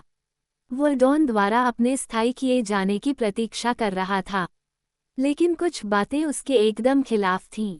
वह शुद्ध सिसिलियन नहीं था। अस्थायी कार्यकाल के दौरान उसने आवश्यक कुशलता का परिचय नहीं दिया था और उसकी उम्र केवल 35 साल होने के कारण से उसमें इस उच्च एवं विशिष्ट पद के लिए अपेक्षित अनुभव एवं धूर्ततापूर्ण व्यावहारिकता का अभाव था। डॉन ने उसे प्रोत्साहन दिए बिना कहा, बेटी की डोली चली जाने के बाद मैं अपने तीनों पुत्रों एवं विशेष अनुग्रह के तौर पर जॉनी को साथ लेकर अस्पताल चला जाऊंगा। मेरे वहां से लौट आने के बाद ही तुम्हें कैलिफोर्निया के लिए रवाना होना है। तुम एबेडांडो से नहीं मिल सकोगे। और तुम सुनो, नए दामाद को अच्छी तरह जीवन निर्वाह के लिए खासी आमदनी का जरिया तो उपहार स्वरूप दे देना, मगर पारिवारिक व्यवसाय के बारे में उसे कभी पता नहीं चलना चाहिए। मेरे तीनों बेटों को भी इस विषय में सावधान कर देना, समझे? जी हाँ, सहमति में सिर हिलाकर हेगन बोला। सेनेटर ने व्यक्तिगत रूप से उत्सव में शामिल होने न होने के लिए फोन पर माफी मांगी है। उसने कहा है कि आप समझ जाएंगे। उसका ये संकेत शायद एक FBI के नंबर नोट करने वाले आदमियों की ओर था। अलबत्ता अपना उपहार उसने स्पेशल मैसेंजर द्वारा भिजवा दिया है। डॉन सिर हिलाकर रह गए, लेकिन ये स्पष्ट नहीं किया कि सेनेटर को न आने के स्वयं उसने चेतावनी दी थी। उसने पूछा, सेनेटर ने बढ़िया उपहार भेजा है क्या? हाँ, कम से कम $1000 की कीमत का है। डॉन खुश हो गया। सेनेटर जैसे बड़े आदमी ने भी उसका सम्मान किया था। ल्यूका ब्रासी की तरह वह भी उसके शक्ति साम्राज्य का एक सुदृढ़ स्तंभ था। जॉनी फॉन्टाने ने जैसे ही बाग में कदम रखा था कि एडम्स उसे तुरंत पहचान गई थी।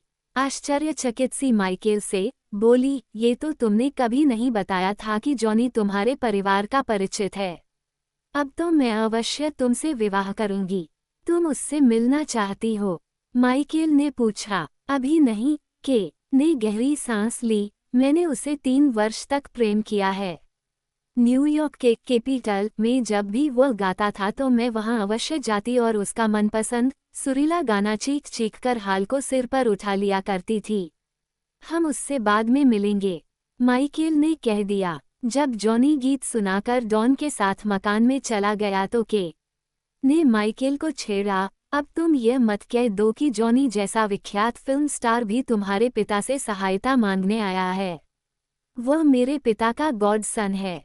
अगर मेरे पिता मदद नहीं करते तो आज वह इतना बड़ा फिल्म स्टार नहीं बन सकता था। और के एडम्स को अविश्वासपूर्वक हंसता देखकर सामान्य ढंग से बोला, 8 साल पहले जॉनी फॉन्टाने ने मशहूर डांस बैंड के साथ गाते गाते असाधारण रूप से लोकप्रियता प्राप्त कर ली और टॉप क्लास रेडियो सिंगर हो गया। दुर्भाग्यवश डांस बैंड का मालिक लेस हेली अपने धंधे का सबसे धूर्तमी था और उसने जॉनी के साथ 5 वर्ष का अनुबंध कर लिया था। परिणाम स्वरूप जॉनी को दूसरी जगह काम करने के बदले में मिली रकम का एक बड़ा भाग वह धोखेबाज जीत जाता था। डॉन कार्लोन के बीच में पड़कर जॉनी को इस कॉन्ट्रैक्ट से मुक्ति दिलाने के लिए लेस हेली से मुलाकात की और $20,000 की रकम ऑफर कर दी। लेकिन हेली जॉनी की कमाई का आधा भाग लेने की अपनी जिद पर अड़ा रहा। डॉन कार्लोन को आश्चर्य हुआ और ऑफर घटाकर 10,000 कर दी। लेस हेली अपने धंधे में तो निपुण था, लेकिन दुनियादारी का ज्ञान उसे न था, अतः ऑफर घटाने के रहस्य को नहीं समझ सका और पहले की तरह अस्वीकार कर दिया। दूसरे दिन डॉन कार्लोन अपने सलाहकार गैंको एवेडांडो और ल्यूका ब्रासी सहित उसके पास पहुंचे तथा लेस हेली की खोपड़ी में पिस्तौल लगाकर चेतावनी दी कि वह $10,000 के बदले जॉनी को अनुबंध मुक्त करने के दस्तावेज पर साइन कर दे, वरना कागज पर या तो उसके साइन होंगे या फिर उसका भेजा। लेस हेली ने भेजा बचाकर साइन कर दिए। बदले में डॉन ने उसे 10,000 का चेक दिया। शेष बातें तो सभी जानते हैं कि किस तरह जॉनी फॉन्टाने देश भर का सर्वाधिक लोकप्रिय गायक बन गया। उसकी फिल्मों और रिकॉर्डों ने करोड़ों डॉलर कमाए। उसने अपने बचपन की स्वीट हॉट पहली पत्नी से तलाक लेकर एक प्रसिद्ध फिल्म अभिनेत्री से शादी कर ली। फिर दूसरी पत्नी की बेवफाई की वजह से जुआ, शराब और वेश्यावृत्ति में फंसकर अपनी आवाज भी गंवा बैठा। उसके रिकॉर्डों की बिक्री खत्म हो गई और स्टूडियो उसका कॉन्ट्रैक्ट रिन्यू करने के लिए तैयार नहीं है। इसीलिए अब वह अपने गॉडफादर के पास वापस आया है। तुम्हारे पिता सचमुच परोपकारी और नेक दिल वाले इंसान हैं। के एडम्स विचारपूर्ण मुद्रा में बोली, यह अलग बात है कि उनके काम करने के तरीके पूर्णतया संवैधानिक नहीं हैं। तुम जानती हो, माइकेल निःश्वास लेकर बोला, उत्तरी ध्रुव की यात्रा पर जाने वाले अन्वेषक इस विचार से खाद्य सामग्री के पैकेट रास्ते में डालते हुए आगे बढ़ते हैं। संभव है वापस लौटते समय वे पदार्थ उन्हीं के काम आ जाएं। बस यही मेरे पिता का भी सिद्धांत है। पाई विवाह की रस्में समाप्त होने और डोली जाने तक गोधूली की बेला आ पहुंची थी। मेहमानों को विदा करने के बाद डॉन अपने तीनों पुत्रों और जॉनी फॉन्टाने सहित कैडिलैक में जा बैठा। माइकेल उसके बराबर में अगली सीट पर था, फ्रेडी ड्राइविंग सीट पर और जॉनी तथा सोनी पिछली सीट पर थे। डॉन ने माइकेल से पूछा, तुम्हारी गर्लफ्रेंड अकेली ठीक ठाक वापस शहर पहुंच जाएंगी? माइकेल सिर हिलाकर बोला, टॉम ने कह दिया है कि वो उसके लौटने का प्रबंध करा देगा। हेगन की क्षमता संबंधी बात सुनकर डॉन संतुष्ट हो गए। कैडिलैक अस्पताल की ओर दौड़ने लगे। डॉन अपने सबसे छोटे बेटे की पढ़ाई के बारे में उससे बातें करता रहा। कुछ देर बाद सोनी ने अपने पिता से पूछा, जॉनी ने बताया है कि आप उसके हॉलीवुड वाली समस्या हल करा रहे हैं। क्या आप चाहते हैं कि मैं भी वहां जाकर कुछ सहायता करूं? ये साधारण काम है, किसी सहायता की कोई जरूरत नहीं। डॉन ने कहा, टॉम आज रात जाकर सब ठीक कर देगा। जॉनी के विचार से आप इसमें सफल नहीं हो पाएंगे, इसलिए मैंने सोचा शायद आप मुझे भी वहां भेजना चाहेंगे। सोनी ने हंसकर कहा, तुम्हें मुझ पर संदेह क्यों हुआ? डॉन ने पूछे मुड़कर जॉनी से पूछा, क्या तुम्हारे गॉडफादर ने कभी झूठा वादा किया है या वो कभी बेवकूफ बना है? गॉडफादर, सिसियासा जॉनी क्षमा याचना पूर्वक बोला, वह निर्माता बहुत शक्तिशाली एवं साधन संपन्न है। आप उसे धन द्वारा भी नहीं खरीद सकते। साथ ही वह मुझसे घृणा करता है, इसलिए मेरी समझ में नहीं आया था कि आप उसे कैसे राजी करेंगे। तुम्हारा काम हो जाएगा, डॉन ने प्रेमपूर्वक कहा और माइकेल को टहोका लगाकर बोला, हम अपने गांडसन को निराश नहीं करेंगे, क्यों माइकेल? माइकेल को कभी पल भर के लिए भी अपने पिता पर संदेह नहीं हुआ था। उसने सहमति सूचक सिर हिला दिया। कैडिलैक से उतरकर अस्पताल की ओर जाते हुए डॉन ने माइकेल की बांह पर हाथ रख दिया ताकि शेष सभी व्यक्ति आगे निकल जाएं। और एकांत पाते ही बोला, पढ़ाई खत्म करने के बाद तुम मुझसे मिलना। मेरे पास तुम्हारे लिए ऐसी योजनाएं हैं जो तुम्हें अवश्य पसंद आएंगी। माइकेल को खामोश पाकर आगे कहा, मैं तुम्हें समझता हूँ, इसलिए तुम्हारी मर्जी के खिलाफ कोई काम नहीं सौंपूंगा। तुम मर्द हो, जैसे चाहो अपनी जिंदगी जियो, लेकिन पढ़ाई पूरी करने के बाद बेटे की हैसियत से मेरे पास आ जाना। पाई गेनको एबेडांडो की दशा वास्तव में सोचनीय थी। मौत की छाया उसके सर पर मैडरा रही थी। कैंसर का भयानक राक्षस वर्ष भर तिल तिल गलाकर अब उसे समूचा निगल जाने को आतुर था। खुद गेनको भी अपने इस यंत्रनामे अंत से परिचित था। डॉन कार्लोन ने अपने बचपन के परिचित और सलाहकार के हाथ पर हाथ रखकर उसे मौत से लड़ने में सहायता की। उसे निश्चित कर दिया कि उसके परिवार को पूरी एवं उचित देखभाल की जाएगी। आखिर में जब गेनको के शरीर रूपी पिंजरे से आत्मा का पंछी निकलकर उड़ गया तो डॉन उसकी पत्नी एवं 3 पुत्रियों को सांत्वना देकर लौट आया। पाए गेनको एबेडांडो की मृत्यु के कारण टॉम हेगन रविवार रात को लॉस एंजल्स जाने वाले प्लेन में सवार हो सका था। उसका सारा दिन व्यस्त किंतु संतुष्टिपूर्ण ढंग से बीता था। सुबह 3 बजे जब गेनको की मृत्यु के डॉन लौटा तो उसने हेगन को सूचित किया कि उसे यल रूप से परिवार का नया कोसिगलियोरी नियुक्त कर दिया था। ऐसा करके डॉन ने वर्षों पुरानी प्रणाली भंग की थी। कोसिगलियोरी के अत्यंत महत्वपूर्ण पद के लिए सबसे कड़ी शर्त थी उक्त व्यक्ति का अमारता, खामोश का नियम पर पला शुद्ध रक्त वाला सिसिलियन होना। हेगन ने हालांकि डॉन के परिवार में बिल्कुल उसके बेटे की तरह परवरिश पाई थी, लेकिन वह शुद्ध सिसिलियन नहीं था। परिवार का मुखिया डॉन कार्लोन पॉलिसी निर्धारित करता था। उसके और इन पॉलिसीज को कार्यरूप में लागू करने वालों के बीच में 3 सतहें होती थीं। इस तरह किसी भी कार्य का उत्तरदायित्व परिवार का मुखिया पर नहीं था, बशर्ते कि कोसिगलियोरी ही गद्दारी न कर दे। उस रविवार की सुबह डॉन ने टॉम हेगन को एकांत में उन दोनों युवकों के विषय में निर्देश दिए थे जिन्होंने बोनासेरा की बेटी को पीटकर अपमानित किया था।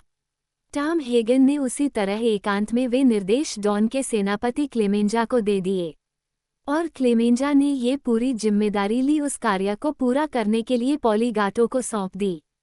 पॉलीगाटो आवश्यक आदमी की सहायता से इस काम को अंजाम देगा, लेकिन उनके या उसके आदमियों को ये कभी पता नहीं चल सकेगा कि यह काम क्यों करना था या इस बारे में सबसे पहला हुक्म किसने दिया था। इस चैन की यदि सारी कड़ियां विश्वासघात कर दे तब डॉन के ऊपर बात आ सकती थी, लेकिन ऐसा कभी नहीं हुआ था। फिर भी संभावना तो बनी ही रहती थी। अतः उसका इलाज ये था चेन की कि सिर्फ एक कड़ी को गायब कर दिया जाए।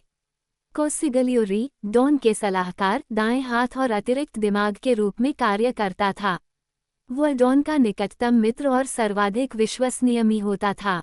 एक तरफ जहां उसे डॉन के प्रतिदिन के छुटपुट कार्य भी करने होते थे, वहीं उससे इस बात की भी अपेक्षा रखी जाती थी कि उसे उन सभी बातों की संपूर्ण या अधिक से अधिक जानकारी हो जिन्हें डॉन जानता था। आज तक कभी किसी कोसिगलियोरी ने अपने डॉन के साथ विश्वासघात नहीं किया था, क्योंकि कोसिगलियोरी जानता था यदि वह संपूर्ण विश्वास एवं निष्ठा के साथ काम करेगा तो न केवल बहुत सा धन ही प्राप्त करेगा बल्कि काफी सत्ता और मान का मालिक भी होगा। दुर्भाग्य से यदि उसे कुछ हो जाता है तो उसके परिवार की संपूर्ण देखभाल की जाएगी। कुछ मामलों में कोसिगलियोरी को अपने डॉन को सुरक्षित रखकर डॉन की अपेक्षा अधिक खुलकर सामने आना पड़ता था। जैसे कि हेगन अब कैलिफोर्निया में जॉनी के काम से जा रहा था। पारिवारिक व्यवसाय के स्तरों के अनुसार यह काम साधारण था। इससे अधिक महत्वपूर्ण वह कार्य था जिसके लिए हेगन ने विर्गिल सोलोजो के साथ शुक्रवार को मुलाकात तय की थी। लेकिन हेगन जानता था कि डॉन की दृष्टि में ये दोनों ही काम समान महत्व के थे और स्वयं को अच्छा कोसिगलियोरी साबित करने के लिए उसका दोनों ही कामों में सफल होना आवश्यक था। प्लेन की सीट की पुश्त से सिर टिकाए हेगन उन्हीं सब बातों पर विचार कर रहा था जो डॉन और जॉनी ने उसे इस फिल्म निर्माता के बारे में बताई थी। उन बातों के आधार पर हेगन जानता था कि निर्माता जैक वाल्ट्ज उसकी बात नहीं मानेगा। दूसरी ओर डॉन उस निर्माता की फिल्म में हर कीमत पर जॉनी को भूमिका दिलाने के वचनबद्ध था। उसका अपना कार्य मध्यस्थ बनकर समझौते की बातचीत करना। जैक वाल्टंज हॉलीवुड के 3 सबसे बड़े निर्माताओं में से एक था।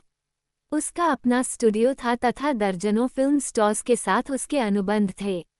अमेरिका के प्रेसिडेंट और जे. एडगर हूवर जैसे महत्वपूर्ण आदमियों से उसके संबंध थे, परंतु ये संबंध व्यक्तिगत न होकर ऑफिशियल थे। वायुयान जब लॉस एंजल्स के एयरपोर्ट पर उतरा तो सुबह नहीं हुई थी। हेगन होटल में पहुंचा और नित्य कर्मों से निवृत्त होकर नाश्ता करने लगा। अंत में 10 बजे जैक वाल्ट्ज से मुलाकात करने के लिए चल दिया। पिछले दिन यानी शनिवार को हेगन ने फिल्म लेबर यूनियन के सबसे शक्तिशाली मी बिली गॉफ से फोन पर संपर्क स्थापित किया था। डॉन के निर्देशानुसार उसने गॉफ से कहा था कि उसके लिए जैक वाल्ट्ज का भी संकेत दे दे कि यदि मुलाकात के परिणामों से हेगन संतुष्ट नहीं हुआ तो स्टूडियो में लेबर स्ट्राइक कर देगी। ठीक 1 घंटे बाद गॉफ ने हेगन को फोन द्वारा सूचित कर दिया था कि सोमवार सुबह 10 बजे मुलाकात का समय ले लिया गया था और वाल्ट्ज को हड़ताल की चेतावनी भी दे दी गई थी, लेकिन इस चेतावनी से वह प्रभावित होता प्रतीत नहीं हुआ था। बिली गॉफ द्वारा उसके निर्देश पर तुरंत अमल करने का कहा ये था कि विगत दिनों में डॉन ने कई अन्य लेबर यूनियनों के लीडर के साथ साथ उसकी भी काफ़ी सहायता की थी, परंतु सुबह 10 बजे की मुलाकात बुरा लक्षण था। इसका सीधा सा अर्थ था कि हेगन सबसे पहला मुलाकाती होगा और उसे लंच के लिए आमंत्रित नहीं किया जाएगा, अर्थात वाल्ट्ज ने हेगन को साधारण से अधिक महत्व नहीं दिया था। कभी कभी डॉन का स्वयं को पर्दे में रखना पारिवारिक व्यवसाय की दृष्टि से हानिकारक सिद्ध होता था, क्योंकि सर्किल से बाहर के लोगों को केवल उसका नाम प्रभावित नहीं कर पाता था। हेगन का अनुमान सही निकला। वाल्ट्ज ने उससे आधा घंटा तक प्रतीक्षा कराई, लेकिन वह इससे असंतुष्ट नहीं हुआ। वह उसकी शानदार एवं आरामदायक रिसेप्शन रूम में आराम से बैठा प्रतीक्षा करता रहा। उसके ठीक सामने वाली काउच पर लगभग 12 वर्षीय एक बालिका अपनी मां के साथ बैठी थी। एकदम सुनहरी बालों और सागर सी नीली आंखों वाली उस लड़की से सुंदर लड़की हेगन ने आज तक नहीं देखी थी। वह एकदम उसकी ओर देखता रहा। प्रत्युत्तर में खौफनाक चेहरे वाली अधेड़ आयु की उस लड़की की मां हेगन की इस हरकत से क्षुब्ध होकर उसे खा जाने वाली निगाहों से घूरने लगी। अंत में शानदार लिबास वाली एक युवती हेगन को जैक वाल्ट्ज के ऑफिस में ले गई। ऑफिस की भव्यता और ऑफिशियल कामों में उलझी कई सुंदर लड़कियों को देखकर हेगन प्रभावित हुए बिना न रह सका। उसके अनुमानानुसार ये कियां इस आशा में यहाँ काम कर रही थीं कि एक दिन उन्हें भी पर्दे पर चमकने का अवसर मिलेगा, और वह दिन शायद कभी नहीं आना था। जैक वाल्ट्ज मजबूत शरीर का ऊंचे कद वाला आदमी था। कीमती सूट उसके व्यक्तित्व को सचमुच अधिक बना रहा था। 10 वर्ष की आयु में उसने बियर की खाली केन ढोने और ठेला खींचने से अपने जीवन की शुरुआत की थी। 20 वर्ष की आयु में वह अपने पिता के समस्त कपड़े के छोटे से काम में सहायता करने लगा था। 30 वर्ष का होते ही वह न्यूयॉर्क छोड़कर पश्चिम में आ गया और मोशन पिक्चर्स में साधारण जमा पूंजी लगानी आरंभ कर दी। 48 वर्ष का होते होते वह हॉलीवुड फिल्म व्यवसाय का सबसे संपन्न, शक्तिशाली एवं महत्वपूर्ण ऐसा व्यक्ति बन बैठा। बेसुरे ढंग से बोलता था और असहाय युवा फिल्म अभिनेत्रियों के शरीर को भेड़िए की तरह नोचता था। लेकिन 50 वर्ष की आयु में उसने स्वयं को बदल दिया और सलीके से खाने पहनने के साथ साथ लोक व्यवहार में भी निपुण हो गया। और अब 60 वर्ष की आयु में उसने पुरानी पेंटिंग्स खरीदी, राष्ट्रपति की एडवाइजरी कमेटी का सदस्य बन गया और लाखों डॉलर खर्च करके उसने मोशन पिक्चर्स की कलात्मकता को निखारने के अपने नाम पर एक नए कार्यक्रम की नींव रखी। उसकी लड़की ने एक अंग्रेज लाड से शादी की थी और लड़के ने इटालियन राजकुमारी से। ताजे शौक के रूप में पिछले वर्ष $1 करोड़ खर्च करके उसने रेस के घोड़ों का अपना निजी अस्तबल बनाया था।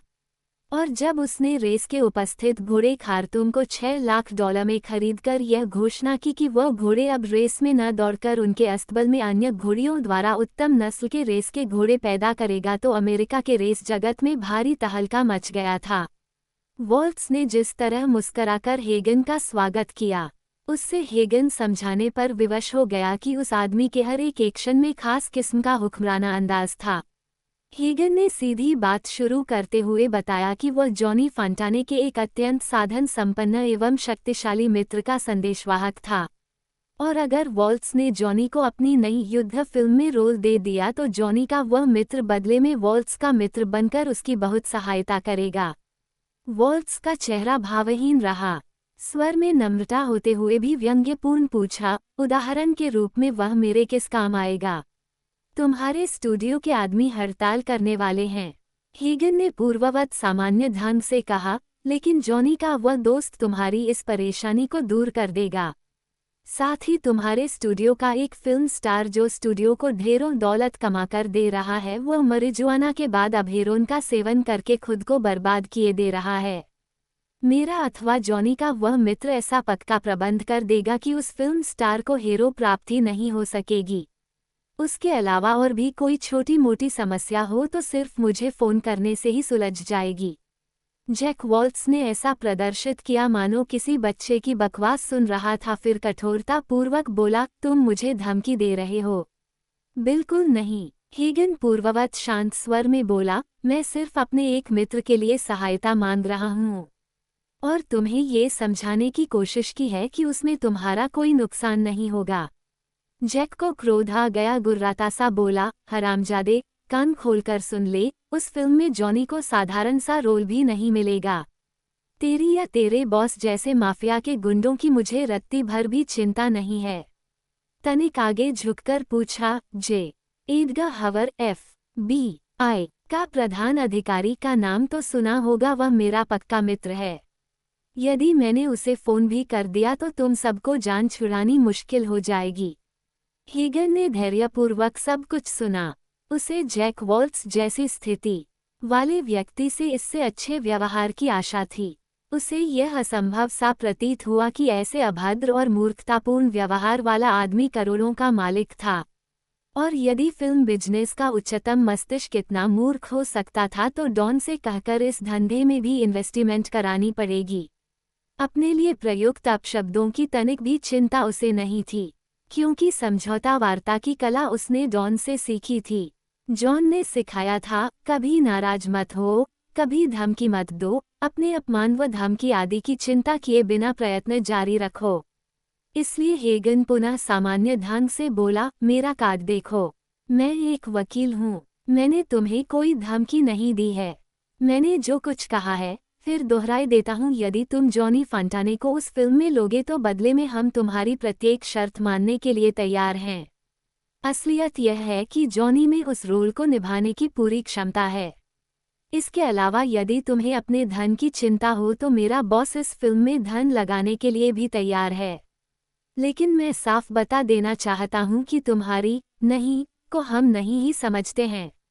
कोई भी तुम्हारे साथ जबरदस्ती नहीं कर सकता, न ही कोशिश कर रहा है। मी हुआ के साथ तुम्हारी मित्रता से हम परिचित हैं और तुम्हारे इस संबंध में मेरा बॉस बहुत सम्मान भी करता है। धन का जिक्र होते ही वाल्ट्स की दिलचस्पी जागी।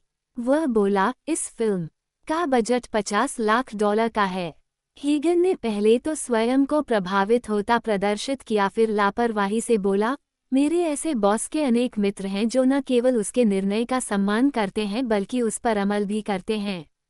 वाल्ट्स ने पहली बार सारे सिलसिले को गंभीरतापूर्वक लिया। हीगन कार्ड को गौर से देखकर बोला, मैं न्यूयॉर्क के लगभग सभी प्रमुख वकीलों से परिचित हूँ लेकिन तुम्हारा नाम कभी नहीं सुना। मैं शान से प्रैक्टिस करता हूँ और सिर्फ एक ही व्यक्ति के लिए काम करता हूँ। हीगन ने शुष्क स्वर में कहा और उठकर खड़ा हो गया, मैं अब तुम्हारा ज्यादा समय नहीं लूंगा। हाथ मिलाकर दरवाजे की ओर बढ़ा, फिर अचानक पलटा और वाल्ट्स के चेहरे पर नजरें गड़ाकर बोला, मैं समझता हूँ कि तुम ज्यादातर ऐसे लोगों से मिलते हो जो स्वयं को महत्वपूर्ण घोषित करते हैं, लेकिन मैं इसके विपरीत व्यवहार करता हूँ। तुम मेरे बारे में हमारे आपसी मित्र से पता क्यों नहीं कर लेते? यदि तुम इस पर पुनर्विचार करो तो मुझसे मेरे होटल में संपर्क स्थापित कर सकते हो। और सुनो, शायद ये बात तुम्हारा मित्र मी हुआ अपनी क्षमता के बाहर समझकर करने में असमर्थ रहेगा। वाल्ट्स को सोचपूर्ण अवस्था में छोड़कर हेगन ऑफिस से बाहर आ गया। उसी दिन शाम को वाल्ट्स की सेक्रेटरी ने हेगन को फोन द्वारा सूचित किया कि 1 घंटे तक एक कार आकर उसे मी वाल्ट्स के ग्राम निवास पर डिनर के लिए ले जाएगी। क्योंकि सफ़र 3 घंटे का हेगन अतः कार में जलपान तथा बार आदि का भी प्रबंध था। हेगन जानता था कि वाल्ट्स अपने प्राइवेट प्लेन में यात्रा करता था, फिर उसे प्लेन द्वारा क्यों नहीं बुलाया जा रहा था। सेक्रेटरी ने संबंध विच्छेद करने से पहले ये भी कह दिया कि वो अपना नाइट बैग साथ लेकर आए, सुबह को वाल्ट्स उसे एयरपोर्ट पर छोड़ देगा। हेगन सोचने पर विवश हो गया कि वाल्ट्स को कैसे पता लगा था कि कल सुबह वह विमान द्वारा न्यूयॉर्क लौटने वाला था। इसका एक ही उत्तर था, वाल्ट्स ने डिटेक्टिव द्वारा उसकी निगरानी कराई होगी। तब तो उसे ये भी पता लग चुका होगा कि वह डॉन का प्रतिनिधि था। इसका मतलब था कि डॉन विषयक जानकारी प्राप्त होने के बाद अवश्य वह गंभीरतापूर्वक सोच विचार करेगा। संभव था कि सुबह की अपेक्षा वह अधिक समझदारी से भी काम ले पाए। जैक वाल्ट्स का ग्राम निवास किसी शानदार फिल्म के सेट के समान भव्य और आकर्षक था। विशाल इमारत के चारों ओर बड़े बड़े खूबसूरत लॉज थे। वाल्ट्स ने कांच की पैनल वाले एयर कंडीशन पोर्च में हेगन का स्वागत किया। नीली कमीज और किरमजी रंग पैंट पहने वाल्ट्स के सख्त चेहरे पर चौंकने जैसे भाव थे। उसने मार्टिनी का एक बार जाम हेगन को पेश किया तथा दूसरा स्वयं लेकर उसके कंधे पर हाथ रखा और सुबह की अपेक्षा अधिक मित्रतापूर्वक बोला, दिन में अभी देर है, तब तक मैं तुम्हें अपना अस्तबल दिखाता हूँ। अस्तबल की ओर जाते समय राह में वाल्ट्स बोला, मैंने तुम्हें चेक करा लिया है टॉम। तुम्हें बता देना चाहिए था कि तुम्हारा बॉस कार्लोन है। मैंने तो तुम्हें जॉनी का भेजा हुआ कोई घटिया किस्म का गुंडा समझा था। खैर छोड़ो इसे, अभी थोड़ा एंजॉय करते हैं। बिजनेस की बातें डिनर के बाद करेंगे।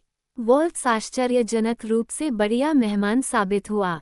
उसके अस्तबल संबंधी अपने नए उपायों और प्रयोगों के बारे में विस्तारपूर्वक बताकर आशा प्रकट की कि उसका अस्तबल अमेरिका का सफलतम अस्तबल बनेगा।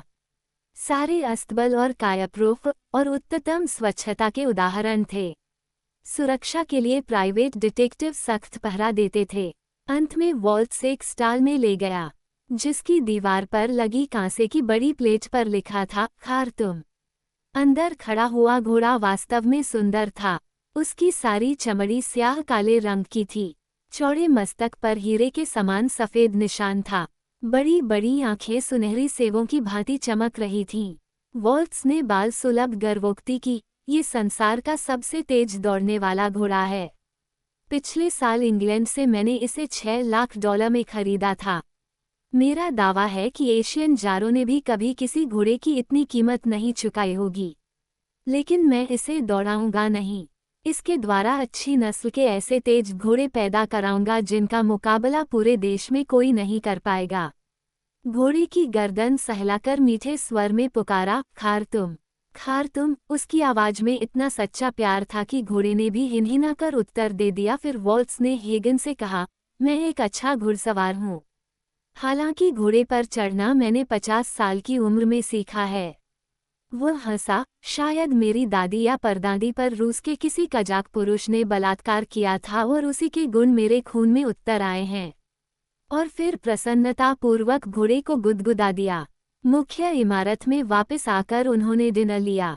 वॉल्ट्स के निर्देश में 3 वेटरों ने शानदार ढंग से स्वादिष्ट डिनर सर्व किया था। डिनर के पश्चात हवाना सिगारों के धुएं के बीच हेगन ने पूछा, जॉनी को वह रोल मिलेगा या नहीं? असंभव है, वॉल्ट्स ने जवाब दिया। अब तो अगर मैं चाहूं भी तो जॉनी को उस फिल्म में नहीं ले सकता। सभी कॉन्ट्रैक्ट साइन हो चुके हैं। अगले सप्ताह शूटिंग आरंभ होने जा रही है, अतः उसमें किसी परिवर्तन की कोई गुंजाइश नहीं है। वॉल्ट्स, हेगन अधीरतापूर्वक बोला, चोटी के आदमी के साथ काम करने के मामलों में इन कारणों की कोई कीमत नहीं होती।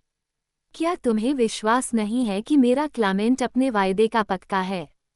मैं जानता हूं कि मेरे आदमी हड़ताल करेंगे। वॉल्ट्स ने शुष्क स्वर में कहा, इतना उस कमीने गार्ड ने मुझे नोटिस भी दे दिया है जबकि मैं उस हरामजादे को $1 लाख सालाना रिश्वत देता हूं। मैं जानता हूं कि उस हिजड़े फिल्म स्टार को भी हेरोन के दम पर तुम मुझसे छीन सकते हो, लेकिन उसकी मुझे चिंता नहीं है और अपनी फिल्मों को फाइनेंस करने में भी मैं समर्थ हूं। लेकिन मुझे उस हरामखोर फांटाने से बहुत घृणा है, इसलिए अपने बॉस से कह देना कि मैं उस पर यह उपकार नहीं कर सकूंगा। हाँ, कोई और सेवा हो तो वह जब चाहे मुझे आजमा सकता है। हेगन ने सोचा, यही बात कहनी थी तो इस हरामी ने मुझे यहाँ क्यों बुलाया? निश्चय ही इसके मस्तिष्क में और कुछ बात रही होगी।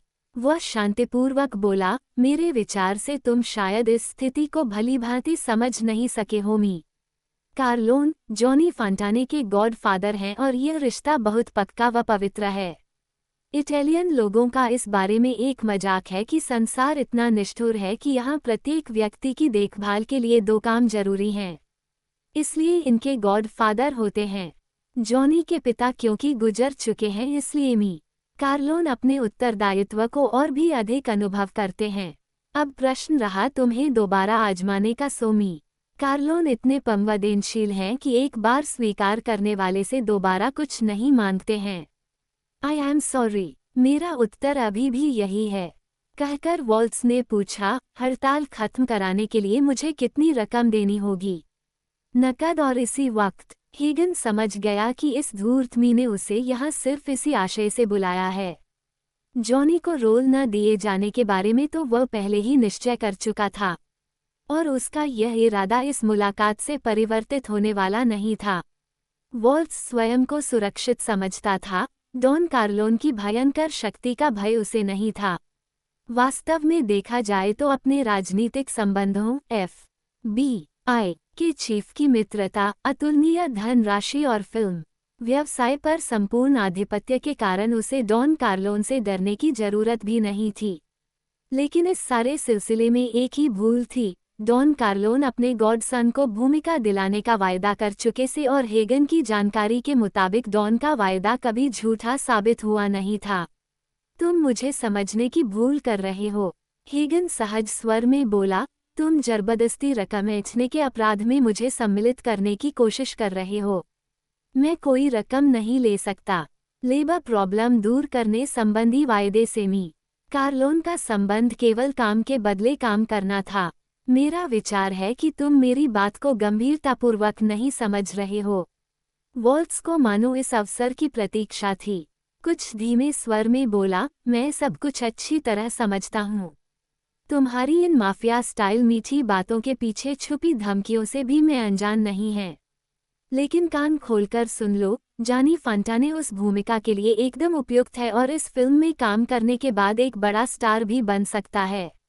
लेकिन मैं वह भूमिका उसे कदापि नहीं दूंगा, क्योंकि मुझे उस सुअर से घृणा है और मैं उसे इस धंधे से ही बाहर निकलवा देने वाला है, क्योंकि उसने मेरी एक सबसे कीमती लड़की को बर्बाद कर दिया था। 5 साल तक लाखों डॉलर खर्च करने के बाद मैंने उस लड़की को नृत्य, गायन और अभिनय ट्रेनिंग दिलाई थी। मैं उस लड़की को फिल्म अभिनेत्री बनाना चाहता था। यदि बात सिर्फ धन की ही होती तब भी मैं संतोष कर लेता, लेकिन बेइंतहा खूबसूरत उस हाहाकारी लड़की को मैं दिलो दिमाग से चाहने लगा था। उसे पर्दे पर पेश करके मैं सारे संसार के लिए फिल्मी दुनिया में न सिर्फ तहलका मचा देना चाहता था, बल्कि दौलत के अंबार भी लगा देने वाला था। लेकिन अपनी आवाज और शारीरिक आकर्षण में उलझाकर जॉनी उसे उड़ा ले गया। फलस्वरूप मैं हास्यास्पद स्थिति में फंसकर रह गया। लेकिन मी हेगन, मुझ जैसी हैसियत का आदमी हास्यास्पद स्थिति में रहा, ये बात मैं कदापि बर्दाश्त नहीं करूंगा, इसलिए मैं जॉनी से बदला लेना चाहता है। हेगन को लगा कि वॉल्ट्स बेवकूफ़ी की सीमा पार कर गया था। किसी महत्वपूर्ण निर्णय के बीच में ऐसी साधारण बातों को घसीटना छिछोरापन था। फिर भी अंतिम प्रयत्न करने की चेष्टा करते हुए हेगन बोला, मी वॉल्ट्स, तुम्हारी बात बिल्कुल सही है, लेकिन किसी ऐसी छोटी बात को महत्व देना तुम्हारे लिए शोभनीय नहीं है। मैं फिर कहता हूँ कि मी कार्लोन की मित्रता तुम्हारे लिए बहुत लाभदायक प्रभावित होगी। एकाएक वॉल्ट्स खड़ा हो गया। मैं काफी कुछ सुन चुका हूँ। मैं गुंडों को आदेश देता हूँ, वे मुझे आदेश नहीं देते। मुझे फोन उठाने की देर है कि तुम्हारी रात जेल में कटेगी। और यदि वह माफिया का गुंडा कार्लोन ताकत की आजमाइश करता है तो मैं साबित कर दूंगा कि मैं बैंड लीडर नहीं है। उस बैंड लीडर की कहानी भी मैंने सुनी है। यह मत भूलना कि यदि मैंने व्हाइट हाउस के अपने प्रभाव का इस्तेमाल किया तो तुम्हारे बॉस कार्लोन का अस्तित्व अतिल ही मिट जाएगा। हेगन को पूरा निश्चय हो कि इस मूर्ख को समझा पाना असंभव था, अतः बोला, डिनर के लिए बहुत बहुत धन्यवाद। क्या मेरे लिए एयरपोर्ट तक किसी सवारी का प्रबंध कर सकते हो? मैं रात यहाँ नहीं गुजारना चाहता। फिर सर्द मुस्कुराहट बिखेर कर कहा, मी कार्लोन, बुरे समाचार जल्दी सुनने की इच्छा रखा करते हैं। फ्लड लाइट से प्रकाशित इमारत के बाहर खड़ा टॉम जब उसकी कार की प्रतीक्षा कर रहा था तो उसने देखा 2 महिलाएं पहले से ही पार्क की ही लिमोजिन में बैठने वाली थी। वे दोनों वही 12 वर्षीय लड़की और उसकी मां थी जिन्हें उसने सुबह वॉल्ट्स के रिसेप्शन रूम में बैठे देखा था। लेकिन अब वह लड़की न तो खूबसूरत थी न ही आकर्षक। उसकी सागर जैसी नीली स्वप्निल आंखों का जादू लुप्त हो चुका था और टांगें अपाहिजों की भांति कपकपा रही थीं। लड़की को सहारा देकर कार में बिठाती हुई उसकी मां ने पल भर के लिए हेगन की ओर देखा तो हेगन ने नोट किया कि उन आंखों में विजयपूर्ण चमक थी। फिर वह भी लिमोजिन में बैठ गई। हेगन ने सोचा ये लड़की और उसकी मां वॉल्ट्स के साथ आई होंगी, इसलिए वह उसे लॉस एंजल्स से विमान में नहीं लाया था और इस प्रकार डिनर से पहले उस मासूम कली को मसलने का उसे पर्याप्त समय मिल गया होगा। हेगन का मन घृणा से भर गया। जॉनी भी ऐसी दुनिया में रहना चाहता था। ऐसी दुनिया उसे और वॉल्ट्स को ही मुबारक। पाए पॉली गाटो को हिंसात्मक कार्यों में जल्दबाजी से घृणा थी। उसे योजना बनाकर काम करना पसंद था। आज रात का काम हालांकि साधारण था, किंतु किसी की गलती से मामला गंभीर हो सकता था। बियर सिप करते हुए उसने घर में चारों ओर निगाहें दौड़ाईं। वे दोनों सुअर 2 लड़कियों से बातचीत में व्यस्त पॉली गाटो को उनके बारे में पर्याप्त जानकारी थी। लगभग 20 वर्षीय, सुंदर, स्वस्थ एवं ऊंचे कद वाले उन दोनों नवयुवकों के नाम जेटी वेगना और केविन मूनान थे। राजनीतिक रूप से प्रभावशाली पिताओं के वे पुत्र 2 सप्ताह बाद अपने कॉलेज में वापस लौटने वाले थे। दोनों ही अमेरिगो बोनोसेरा की पुत्री पर बलात्कार की नियत से हमला करने के जुर्म में मौकूफ सजा पाए हुए थे। पॉली गाटो ने वितृष्णापूर्वक सोचा, साले नालायक हरामी सजा पाए होने के बावजूद भी शराब पीकर अय्याशी कर रहे थे। उस काम का आदेश उसे अपने बॉस क्लेमेंजा से प्राप्त हुआ था कि कॉलेज वापस लौटने से पहले ही यह काम होना चाहिए। लेकिन ये काम न्यूयॉर्क में ही होना क्यों आवश्यक था, वह पॉली गाटो समझ न सका। उसके विचारानुसार सीधा आदेश देने की बजाय अतिरिक्त निर्देश देना क्लेमेंजा की आदत थी। अब अगर ये दोनों कमीन लड़के इन लड़कियों को साथ लेकर जाने लगे तो एक रात खराब करनी पड़ेगी। उसने सुना, एक लड़की हंसते हुए कह रही थी, तुम पागल हो जेरी। मैं तुम्हारे साथ कार में कहीं नहीं जाऊंगी क्योंकि उस लड़की की तरह मैं भी अस्पताल में भर्ती होना नहीं चाहती हैं। बस इतना ही काफी था। पॉली गाटो बियर पीकर बाहर आ गया। आधी रात का समय होने के कारण सड़कों पर अंधेरा होने से खामोशी थी। एक अन्य बार के अलावा शेष सभी दुकानें बंद हो चुकी थीं। पुलिस की पेट्रोल कार को क्लेमेंजा ने रिश्वत दे दी थी, अतः रेडियो कॉल मिलने के बाद भी उन लोगों ने आराम से पहुंचना था। वे दोनों शक्तिशाली गुंडे किसी समय बाक्सर रह चुके थे। उन्हें आज रात उन दोनों युवकों की पिटाई संबंधी आवश्यक निर्देशों के अतिरिक्त सख्या आदेश था कि वार प्राणघातक हरगिज न हो। साथ ही यदि दोनों युवक 1 महीने से पहले अस्पताल से बाहर गए तो इन दोनों को पुनः ट्रक ड्राइविंग के लिए वापस भेज दिया जाएगा, जबकि वे दोनों आराम की वर्तमान जिंदगी को छोड़कर वापस जी तोड़ मेहनत करने के लिए बिल्कुल तैयार नहीं थे। साथ ही वे दोनों अपने पर किए गए उपकार का बदला चुकाने के लिए भी उत्सुक थे। वे कार के बाहर गए। जब जेरी वेरनर और केबिन मुनान बाहर निकलते तो वे उन दोनों बारगल द्वारा अस्वीकार कर देने के कारण स्वयं ही अपमानित समझते हुए क्रोध में थे। कार फेडर के सहारे खड़ा पॉली गाटो उन पर व्यंग्य कसता हुआ बोला, है केसानोवा, उन दोनों लड़कियों ने तो अस्वीकार करके तो तुम्हारी बेइज्जती कर दी। वे दोनों क्षुब्ध होकर उसकी ओर मुड़े। छोटे कद का ये हल्का फुल्का निपुण हंसा आदमी अपना गुस्सा डा करने के लिए उन्हें उपयुक्त प्रतीत हुआ। वे दोनों आतुरतापूर्वक उस पर झपटे, लेकिन अगले ही क्षण उन्हें यूं लगा जैसे उनके हाथ मजबूत शिकंजों में फंस गए थे। दोनों गुंडे बाक्सरों ने उनकी बाहें पीछे से जकड़ ली थीं। तब तक पॉली गाटो अपने दाएं हाथ की उंगलियों में पीतल का एक ऐसा घूंसा पहन चुका था जिस पर लोहे के नुकीले सिरे बने हुए थे। उसने सीधा वेगनर की नाक पर वार किया। वेगनर को पकड़े रहने वाले गुंडे ने उसे ऊपर उठाया तो पॉली ने दूसरा भरपूर वार उसकी जांघों की संधि पर कर दिया। वेगनर के पूरे बल निकल गए थे। उसे जमीन पर फेंक दिया गया। इस पूरे काम में कठिनाई से 6 सेकंड का समय लगा था। मुनान को चिल्लाने की कोशिश करता देखकर दोनों गुंडे उसकी ओर पलट गए। एक ने अपने लंबे चौड़े हाथ से उसे पीछे से आसानी से पकड़ लिया तथा दूसरी सशक्त ये चीख रोकने के लिए उसके गले में लपेट दी। जैसे ही दूसरे गुंडे के जबरदस्त घूंसे मुनान पर बरसने आरंभ हुए, पॉली गाटो ने कार में बैठकर इंजन स्टार्ट कर दिया। मुनान को मार मार कर कचूमर बनाया जाने लगा। निश्चित भाव से पड़ रहे जबरदस्त घूंसों ने उसकी चमड़ी उधेड़ दी। मांस झोंकने लगा था। मुनान का चेहरा जब पहचाने जाने लायक नहीं रहा तो उसे फुटपाथ पर फेंककर वे दोनों पुनः वेगनर की ओर आकर्षित हो गए।